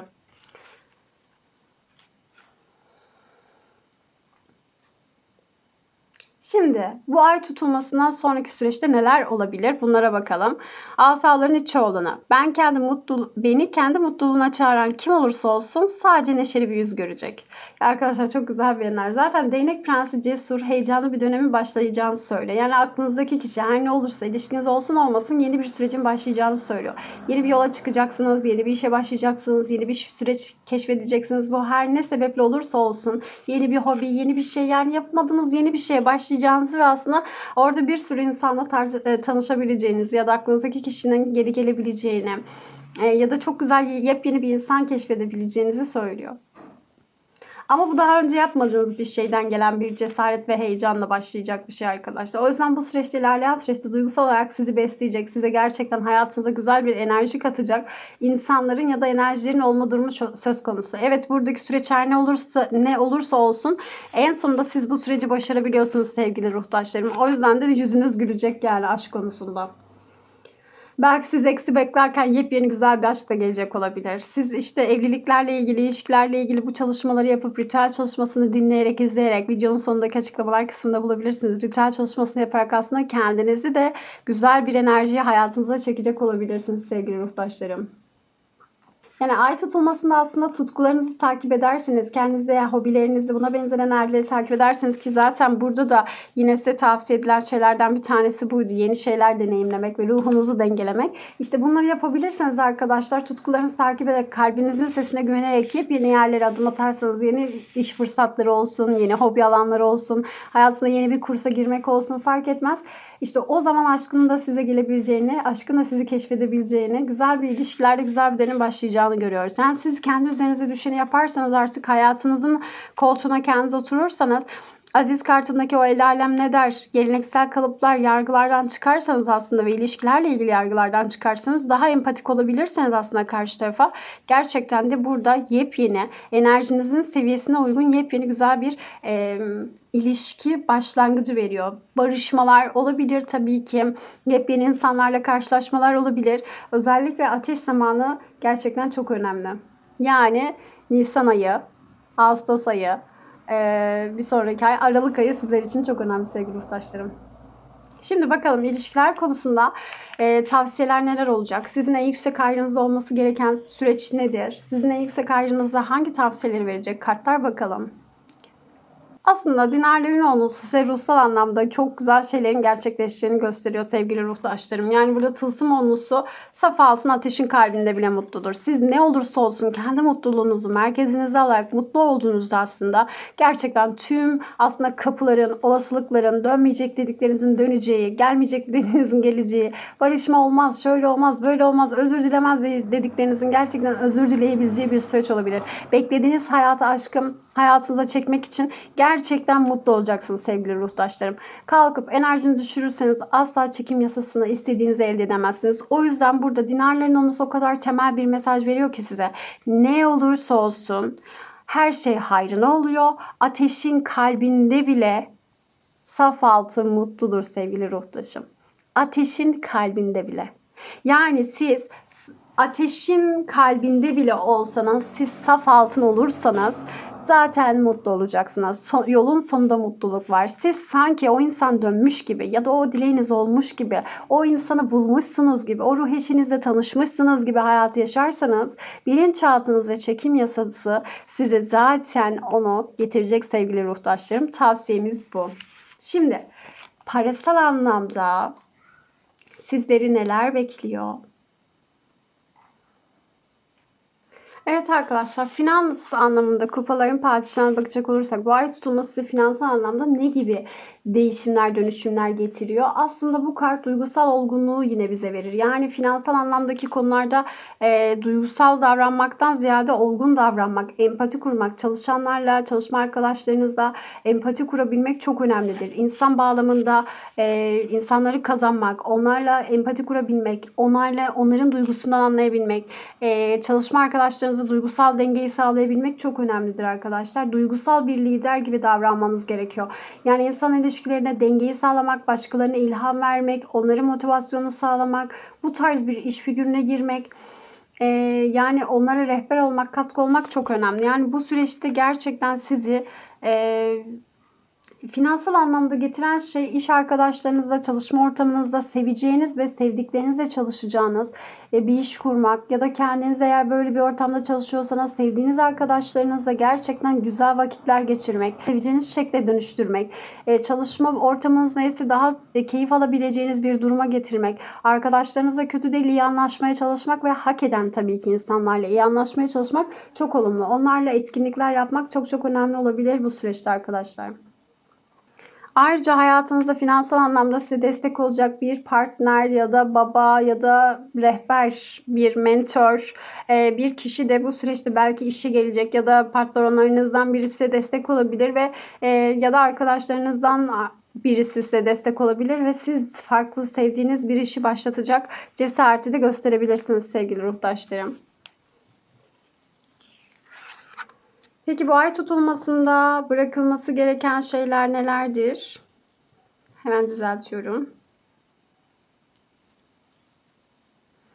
Bu ay tutulmasında bırakmanız gereken enerji aslında miskinlik. Yani burada fırsatlar, yeni fırsatları, öğrenme süreçlerini reddetmek, yeni bir şey öğrenmeye karşı bir direnç. Çünkü burada Para Prens yeni fırsatların geleceğini, maddi kazançların olacağını öğrenerek bir şeyin belgesini alarak yapabileceğinizi söylerken maalesef burada buna karşı bir direnç olabilir. Ben bu yaştan sonra eğitimi alacağım. Bu yaştan sonra kendimi geliştireceğim.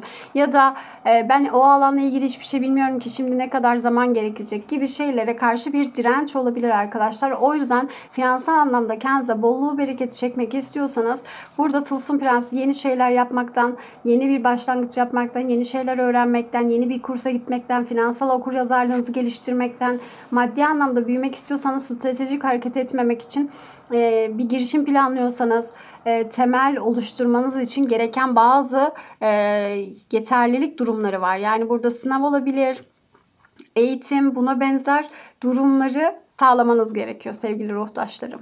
Yani öyle öğrenmeden olacak bir şey değil. Ya da öğrenerek kendinizi daha hızlı adapte edeceğiniz bir süreç var. Ya da işinizi geliştirecek bir aslında kurs var. Erteliyorsunuz. Ertelemeyin sevgili ruhtaşlarım. Çünkü eğer bunu yaparsanız size parasal anlamda güzel bir şeyler getirecek. Belki işinizden alakasız bir eğitime gireceksiniz ve o hobiniz size daha çok iş ek gelir kazandıracak. Yaratmaya başlayacak da olabilir. Yani iş işe hizmet eder arkadaşlar. O yüzden lütfen burada neyi öğrenmeye karşı direniyorsanız, bir girişim planlıyorsanız ama temeli sağlam değilse bu temeline odaklanmanız gerekiyor. Öğrenmeye açık olmanız gereken bir dönemdesiniz sevgili ruhtaşlarım. Yani yeni bir beceri edinmek, yeni bir hobi edinmek, eğitim almak, deneyim kazanmak sizi ileriye taşıyacaktır. Bundan çekinmeyin. Maddi manevi size yol gösterecek arkadaşlarla, kişilerle buluşmak, onlardan fikir almak sizi gocundurmasın. Çünkü onlar faydalı olacak. Sevgili ruhtaşlarım, size gerçekten katkısı ve faydası olacak kişilerden ve durumlardan bahsediyoruz aslında.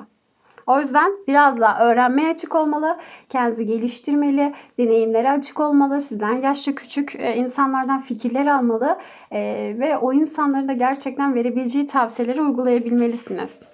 Ben bildiğimcilik yok. Kılıç şövalyesi geldi. Kılıç şövalyesi ise bize bu süreçte aslında ilerleyen süreçte ay tutulmasından sonra neler bizi bekliyor bunlara bakıyor olacağız. Aslında çok hız kazanacağımız, yani bu tutulmadan sonra 6 aylık süreç içerisinde hırslı olacağınız, hız kazanacağınız, yani ani hareket etmeniz gereken bazı durumlara girebileceğiniz, cesaret dolu bazı konulara girişmeniz gerektiğini gösteriyor. Zaten burada bir miskinlik, tembellik vardı, bir istememe durumu vardı. Ve burada da birisi size destek olacak gözüküyor. Bu kimse destek olacaksa ya da siz başkalarına destek olarak aslında kendinizi geliştirmeniz gerektiğini görüyoruz. Ve burada Kılıç Şövalyesi aslında bu dönemde ani gelişmelerin olabileceğini, iş, para, kişisel hayatınızla ilgili beklenmedik tekliflerin, haberlerin gelebileceğini gösteriyor. O yüzden yani güzel haberlerin olabileceğini söylüyor. Çünkü kader çarkı da burada güzel enerjiler veriyor bize. O yüzden burada beklenmedik haberler alabilirsiniz. Ya kimileriniz de yeni bir şey öğrenmek zorunda bırakılıyor. Çünkü belki işte kalmak için ya da işten yani ayrılma durumunuz var ya da atılma durumunuz var. Böyle bir tehlike var. O yüzden yeni bir şey öğrenmeye de davet ediliyor olabilirsiniz sevgili ruhtaşlarım. Tabii ki bu sürecin nasıl şekilleneceği sizin bilinçaltınızda kalmış ama bu süreçte ani değişimler olacak. Kimileriniz yükselecek, kimileriniz belki işten çıkacak. Ama bu kötü bir şey değil arkadaşlar. Burada bu süreç yaşanması gerekiyor. Çünkü kader çarkı, daha iyi bir kadere yönlendiriliyorsunuz. O yüzden lütfen burada olumsuzmuş gibi düşündüğünüz hiçbir şey olumsuz değil aslında bu senaryoda. Ve bu süreçte enerjiniz ve çok hareketli olmak durumunda kalabilirsiniz. Parasal anlamda sizin hırslı olacağınız bir süreç ve sürekli tekliflerin, haberlerin geleceği, iletişimlerin olacağı bir süreç. Yeni bir iş yerinden teklif alabilirsiniz. Bir iş yerinden ayrılabilirsiniz. Yeni bir iş kurabilirsiniz. O yüzden burada dikkatli olmalısınız. Çünkü çok hızlı olurken bazı detayları gözden kaçırma ihtimaliniz olabilir. Dikkatli olmanıza fayda var. Yaptığınız her işi 2 kere 3 kere kontrol edin arkadaşlar bu süreçte. Düşünmeden hareket etmek yerine zaten stratejinizi belirleyin. Mantıklı bir stratejiyle aslında para kazanabilecek yeni olasılıkları yaratabilirsiniz. Bu süreçte dikkatli olmanız, finansal anlamda çok iyi değerlendirmeler yaparak aslında yapacağınız yeni neyse onu hayatınıza davet etmeniz gerekiyor sevgili ruhtaşlarım. Eğer uzun süredir bir konuda belirsizlik içindeyseniz de Kılıç Şövalyesi aslında bu durumun hızla çözüleceğini de söylüyor. Ancak agresif ya da fevri olmaktan kaçınmanız gerekiyor. Yani kararlarınızı daha bilinçli bir şekilde almanız için agresyondan, hızlı kararlar vermekten, öfkeden kaçınarak aslında ya da paraya karşı bir öfke varsa bu parayla ilgili çalışmalar yapmak çok tavsiye ederim sevgili ruhtaşlarım. Ve kader çarkı. Kader çarkı aslında sonuncu kart bize parasal anlamda bize gelen tavsiyeleri, evrenin en yüksek hayrımız için neleri yapsaydık aslında bize katkı olurdu bunlara bakıyor olacağız. Ve kader çarkı geldi. Kader çarkı aslında hayatımızda büyük bir dönüm noktasından geçeceğimizi aslında bize söylüyor. Bu kart sizin için aslında büyük bir değişimin planlandığını, yani sistemin sizin için büyük bir değişim planladığını ve aslında değişimin kaçınılmaz olduğunu söylüyor. Belki siz yıllardır aynı işi yapıyorsunuz ama aynı şekilde yapıyorsunuz. Artık bunu değiştirmeniz lazım. Ya da yeni bir iş kurmak istiyorsunuz, bir türlü yapmıyorsunuz. Bunu yapmanız gerekiyor sevgili ruhtaşlarım. O yüzden zorluklarla mücadele ediyorsanız da bu kart aslında size şunu hatırlatıyor. Hayat sürekli bir döngü içinde ve şu anda hani En kötüsünü yaşamış olabilirsin. Yakında yukarıda çıkabilirsin. Yani aşağı inmek varsa yukarı çıkmak da var. Yukarı çıkmak varsa aşağıda inmek var. Ama olumlu bir dönemdeyseniz bu enerjiyi kullanmalı ve gelecek fırsatları değerlendirmelisiniz. Yani burada yatırım yapmak, buna benzer enerjiler, yeni iş planları kurmak, ekstra para kazanmak. Ya bunun için enerjiniz varsa bu enerjiyi kullanmanızı tavsiye ediyor sevgili ruhtaşlarım. Ve geçmişte yaptığınız şeylerin sonuçlarını alacağınız bir süreci de temsil ediyor. Eğer geçmişte birikim yaptıysanız bunun da sonucunu alacaksınız. Ya da yapmadıysanız da şimdiden birikim yapmaya ve yeni fırsatları kendinize çekmek için de bu birikimleri yapmaya tavsiye ediliyorsunuz. Tasarruf yapmaya tavsiye ediliyor sevgili ruhtaşlarım. Belki iyi kazanıyorsunuz ama hızlı harcıyorsunuz. O yüzden burada tavsiye edilen şey paranızı da biriktirmek. Her şey hayrımıza oluyor. Kader çarkında her şey hayrımıza oluyor arkadaşlar. O yüzden burada değişmesi gereken değişecek. Çünkü nereden biliyoruz yerin altın üstünden daha iyi olduğunu. Yani belki dilekleriniz bu şekilde gerçekleşecektir. O yüzden siz birikim yapmaya ve kendinize yapmak istediğiniz, hayal ettiğiniz neyse bunu elde etmek için aslında bir değişim yapmanız tavsiye ediliyor arkadaşlar. Özellikle iş hayatında. Eğer geçmişte çok çalışkandıysanız, adil olduysanız ilerleyen süreçte güzel fırsatları da beklediğini söylüyor sevgili arkadaşlar. Ama geçmişte hatalar yaptıysanız bu hatalarla yüzleşip artık parasal konularda daha dikkatli ve güzel ilerlemeniz, birikim yapmanız, tasarruf yapmanız, finansal okuryazarlığınızı arttırmanızı tavsiye ediliyor sevgili dostlar. Kader çarkı her şeyin her an değişebileceğini söyler. Direnç göstermek yerine arkadaşlar bu değişimi kabullenmeli. Önünüze çıkan fırsatları değerlendirmelisiniz. Yani işiniz başka bir yere gidiyorsa yine de yeniliklere açık olmalısınız. Yani özetle açıkçası hayatınız önemli değişimi olduğunu gösteriyor bu kartlar bize. Özellikle duygusal olarak güçlü, dengeli olmanız gereken bir süreçtesiniz. Maddi anlamda yeni fırsatlar sizi bulacak ama siz o fırsatlara pek böyle evet diyemiyor gibisiniz. Lütfen bunu yapmayın. Fırsatlara açık olun, değerlendirin, öğrenme sürecinizi başlatın, yeni insanlarla tanışın.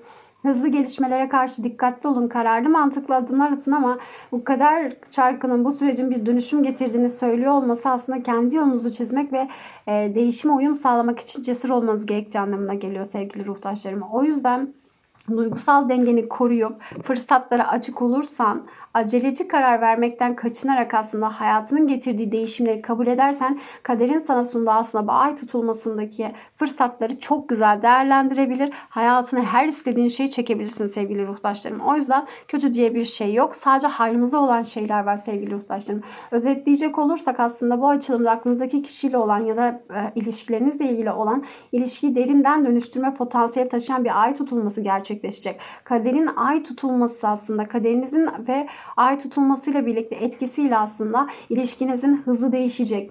Eski engeller ortadan kaldırabileceksiniz. Kalıcı bir bağ kurma yolunda daha önemli adımlar atabilirsiniz. Karşılıklı olarak işin içine gerçekten duygusal olgunluğu katmak, maddi güvenceyi katmak, güçlü bir bağ kurmak gerekiyor arkadaşlar. O yüzden aklınızdaki kişiyle olan ilişkinizde ya da ilişkiniz yoksa da her iki tarafın da büyümeniz gerektiği, derinleşmeniz gerektiği, kendinizi daha yakından tanımanız gerektiği tavsiye ediliyor. Yani duygusal olarak olgunluk anlayışınız değişecek. Yeni fırsatlar maddi manevi anlamda gelecek ama kadersel bir dönüşüm yaşayacak ve ilişkinizin hızlı bir şekilde farklı bir yöne doğru evrildiğini göreceksiniz. Cesur kararlar ve ani değişimlere açık olun. Ama dikkatli olun tabii ki. Fazla fevri davranmak, öfke problemleri. Çünkü burada ateşin Koç burcundaki yakıcı enerjisi duygusal dengesizlikler, duygusal patlamalar verebilir. O yüzden bunları dengelemek için arkadaşlar meditasyon ve benzeri çalışma yapabilirsiniz. Şimdi aşk ritüeline bolluk, bereket, ay tutulması için yapacağım ritüel çalışmasına geçiyorum. Siz de o ritüeli hayatınıza çekmek istediğiniz, gerçekleştirmek istediğiniz, bırakmak istediğiniz ne varsa değiştirmek için bu ritüel çalışmasını benimle yapabilirsiniz. Yorumlarınızı yazmayı, kanala abone olmayı, benimle yorumlarınızı paylaşmayı, beni gerçekten sadece sevdiklerinizle paylaşmayı unutmayın. Çok öpüyorum. Kendinize çok iyi bakın. Görüşmek üzere. Hoşçakalın. Bay bay. Ritüeli bekliyorum. Ay tutulması ritüeline hoş geldiniz ruhtaşlarım. Hemen ritüele başlayalım. Alanınızda bulunan tüm negatif enerjileri adaçayı ve lavanta tütsüsüyle arındırıyoruz. Derin nefesler alıp vererek rahatlayın.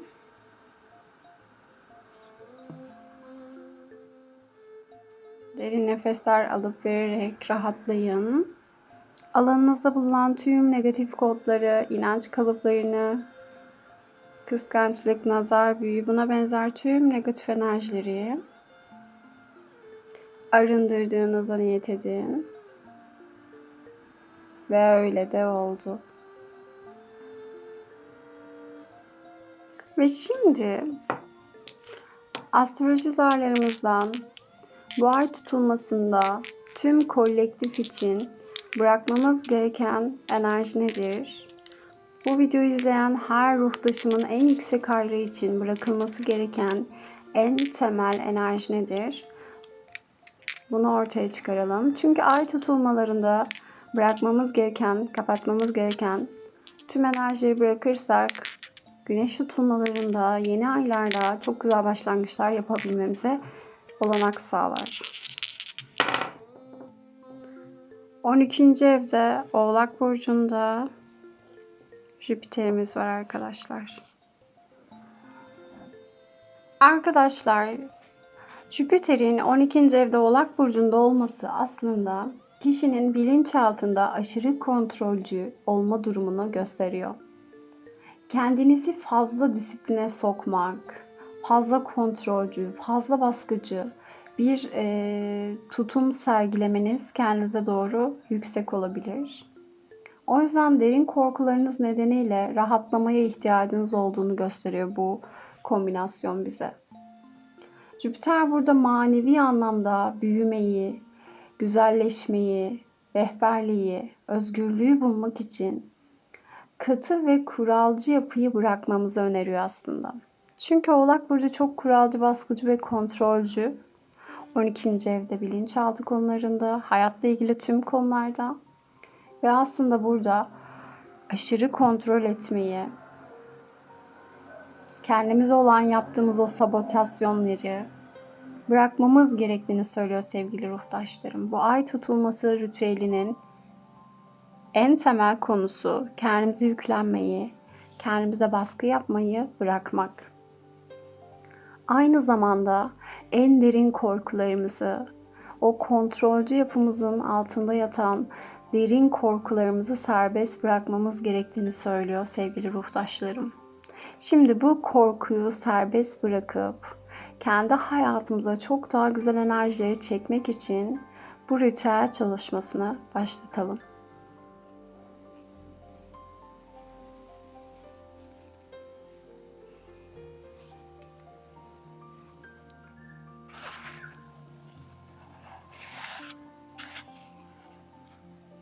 Bilinçaltımızdaki korkuları, aşırı kontrolü, duygusal ve düşüncesel zorlukları bırakmak için R2 sembollerinden Z2'yi kullanacağız.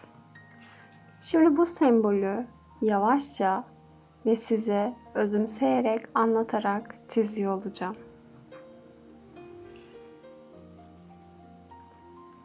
Bu çizgimiz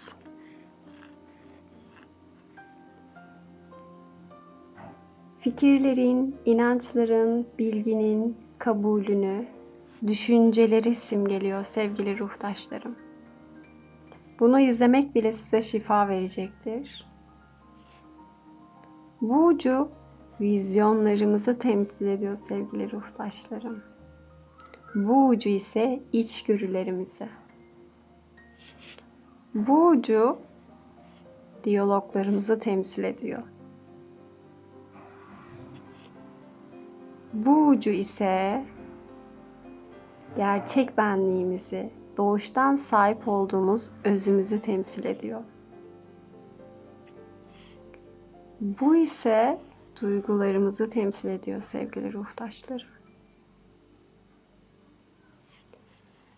Ve bu çizgi ise negatif ve pozitif ve negatif uçlarımızı temsil ediyor. Bu ise koruyucu meleğimizi, bu ise yüksek benliğimizi temsil ediyor. Bu taraf eski inanç kalıplarımız, eski anılarımız. Bu taraf ise yaratmak istediğimiz yeni inanç kalıplarımız, yeni belleğimiz. Ve ortadaki bu enerji henüz kendimizi gerçekleştiremediğimiz yeteneklerimizi simgeliyor. Şimdi bu çizgilere bakarak hepinize 12. evdeki Oğlak Burcu'ndaki Jüpiter'in negatif enerjisini, derin korkularınızı ve bu çalışmada bırakmak istediğiniz, niyet ettiğiniz ne varsa hepsine niyet etmenizi istiyorum. Derin nefesler alıp vererek serbest bırakmak istediğiniz tüm niyetlerinizi yapın sevgili ruhtaşlarım.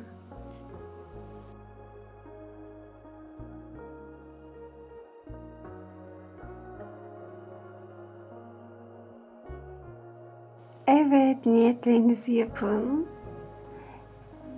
Bilinçaltınızdaki tüm korkuları, tüm aşırı kontrol etme ihtiyacını sevgiyle serbest bırakıyoruz. Ve şimdi aktive ediyorum Reiki enerjisini.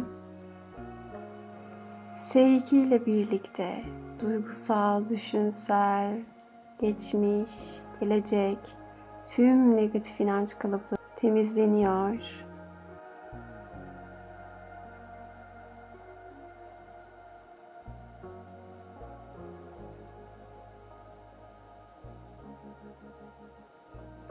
Ellerime odaklanın sevgili ruhtaşlarım.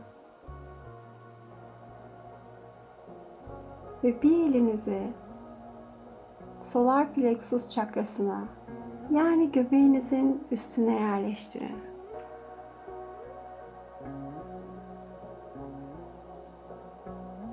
Şimdi buradaki aşırı kontrol, korku, buna benzer tüm enerjileri serbest bırakıyorum deyin. Ve Reiki enerjisiyle her biriniz şifalanın.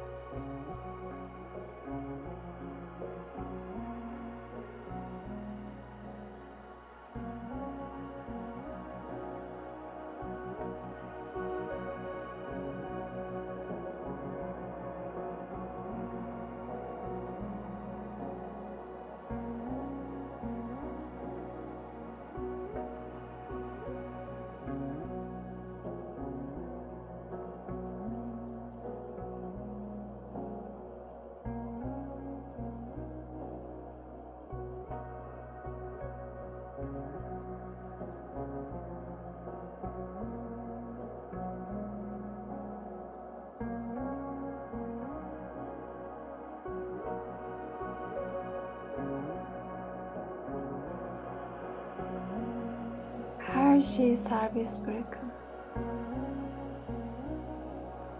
Şimdi bu enerjiyi kullanarak olumlamalarımızı söyleyelim. Evrenin akışına güveniyorum.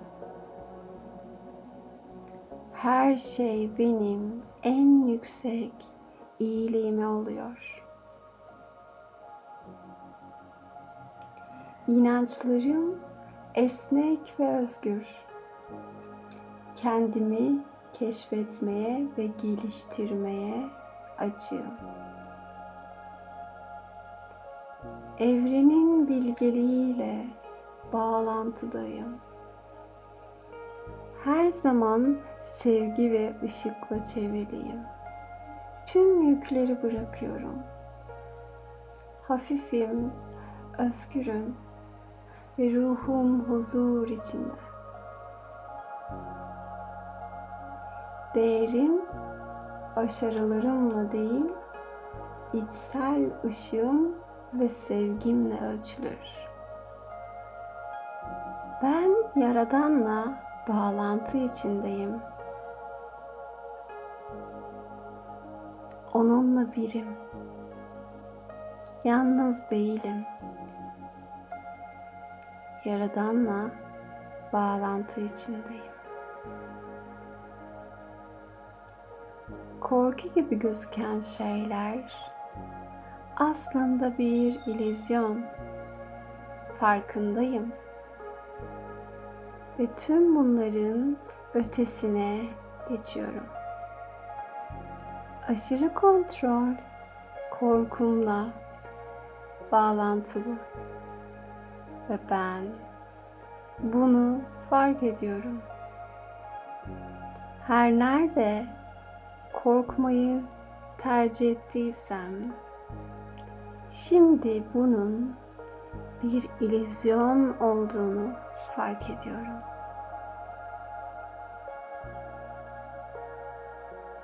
Ve her şeyi serbest bırakıyorum. Ben biriciyim.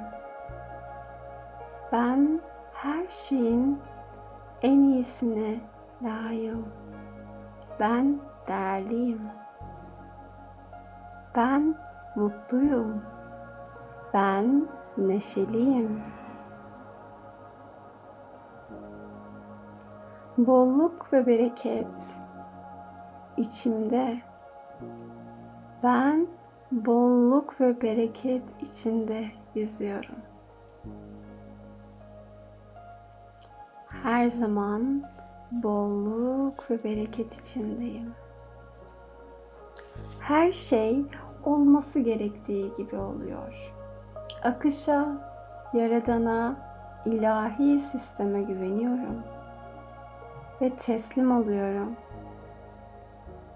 Beni kısıtlayan kurallar, kalıplardan özgürleşiyorum. Hayatın bana sunduğu sürprizlere açığım ve güvenle onları karşılıyorum. Sezgilerime güveniyorum. İç sesimi dinleyebiliyorum. Ruhsal olarak büyümeme izin vermeyen her şeyi serbest bırakıyorum. Evrensel birliğe bağlıyım.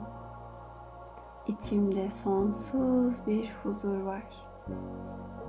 Ben yalnız değilim. Sevgi ve destek her zaman benimle. Geçmişte yaşadığım tüm korkuları serbest bırakıyorum. Şimdi ve burada güvendeyim. Ruhum özgür, hafif, geçmişin yüklerine bırakıyorum. Başarı benim öz değerimi belirlemez. Ben zaten değerliyim.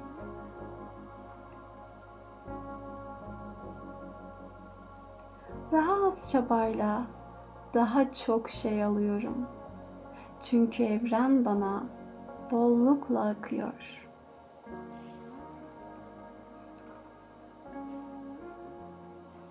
Sorumluluklarımı dengede tutuyorum. Kendime nazik oluyorum. Kendime izin veriyorum. Mutlu olmaya izin veriyorum. Dinlenmeye izin veriyorum. Keyif almaya izin veriyorum. Kendi potansiyelimi görüp gerçekleştirmeye izin veriyorum. Işığımı saklamayı serbest bırakıyorum. Kendi içime döndüğümde huzur ve bilgelikle yaşıyorum. Ben yalnız değilim. Yaradan'la bağlantı içindeyim.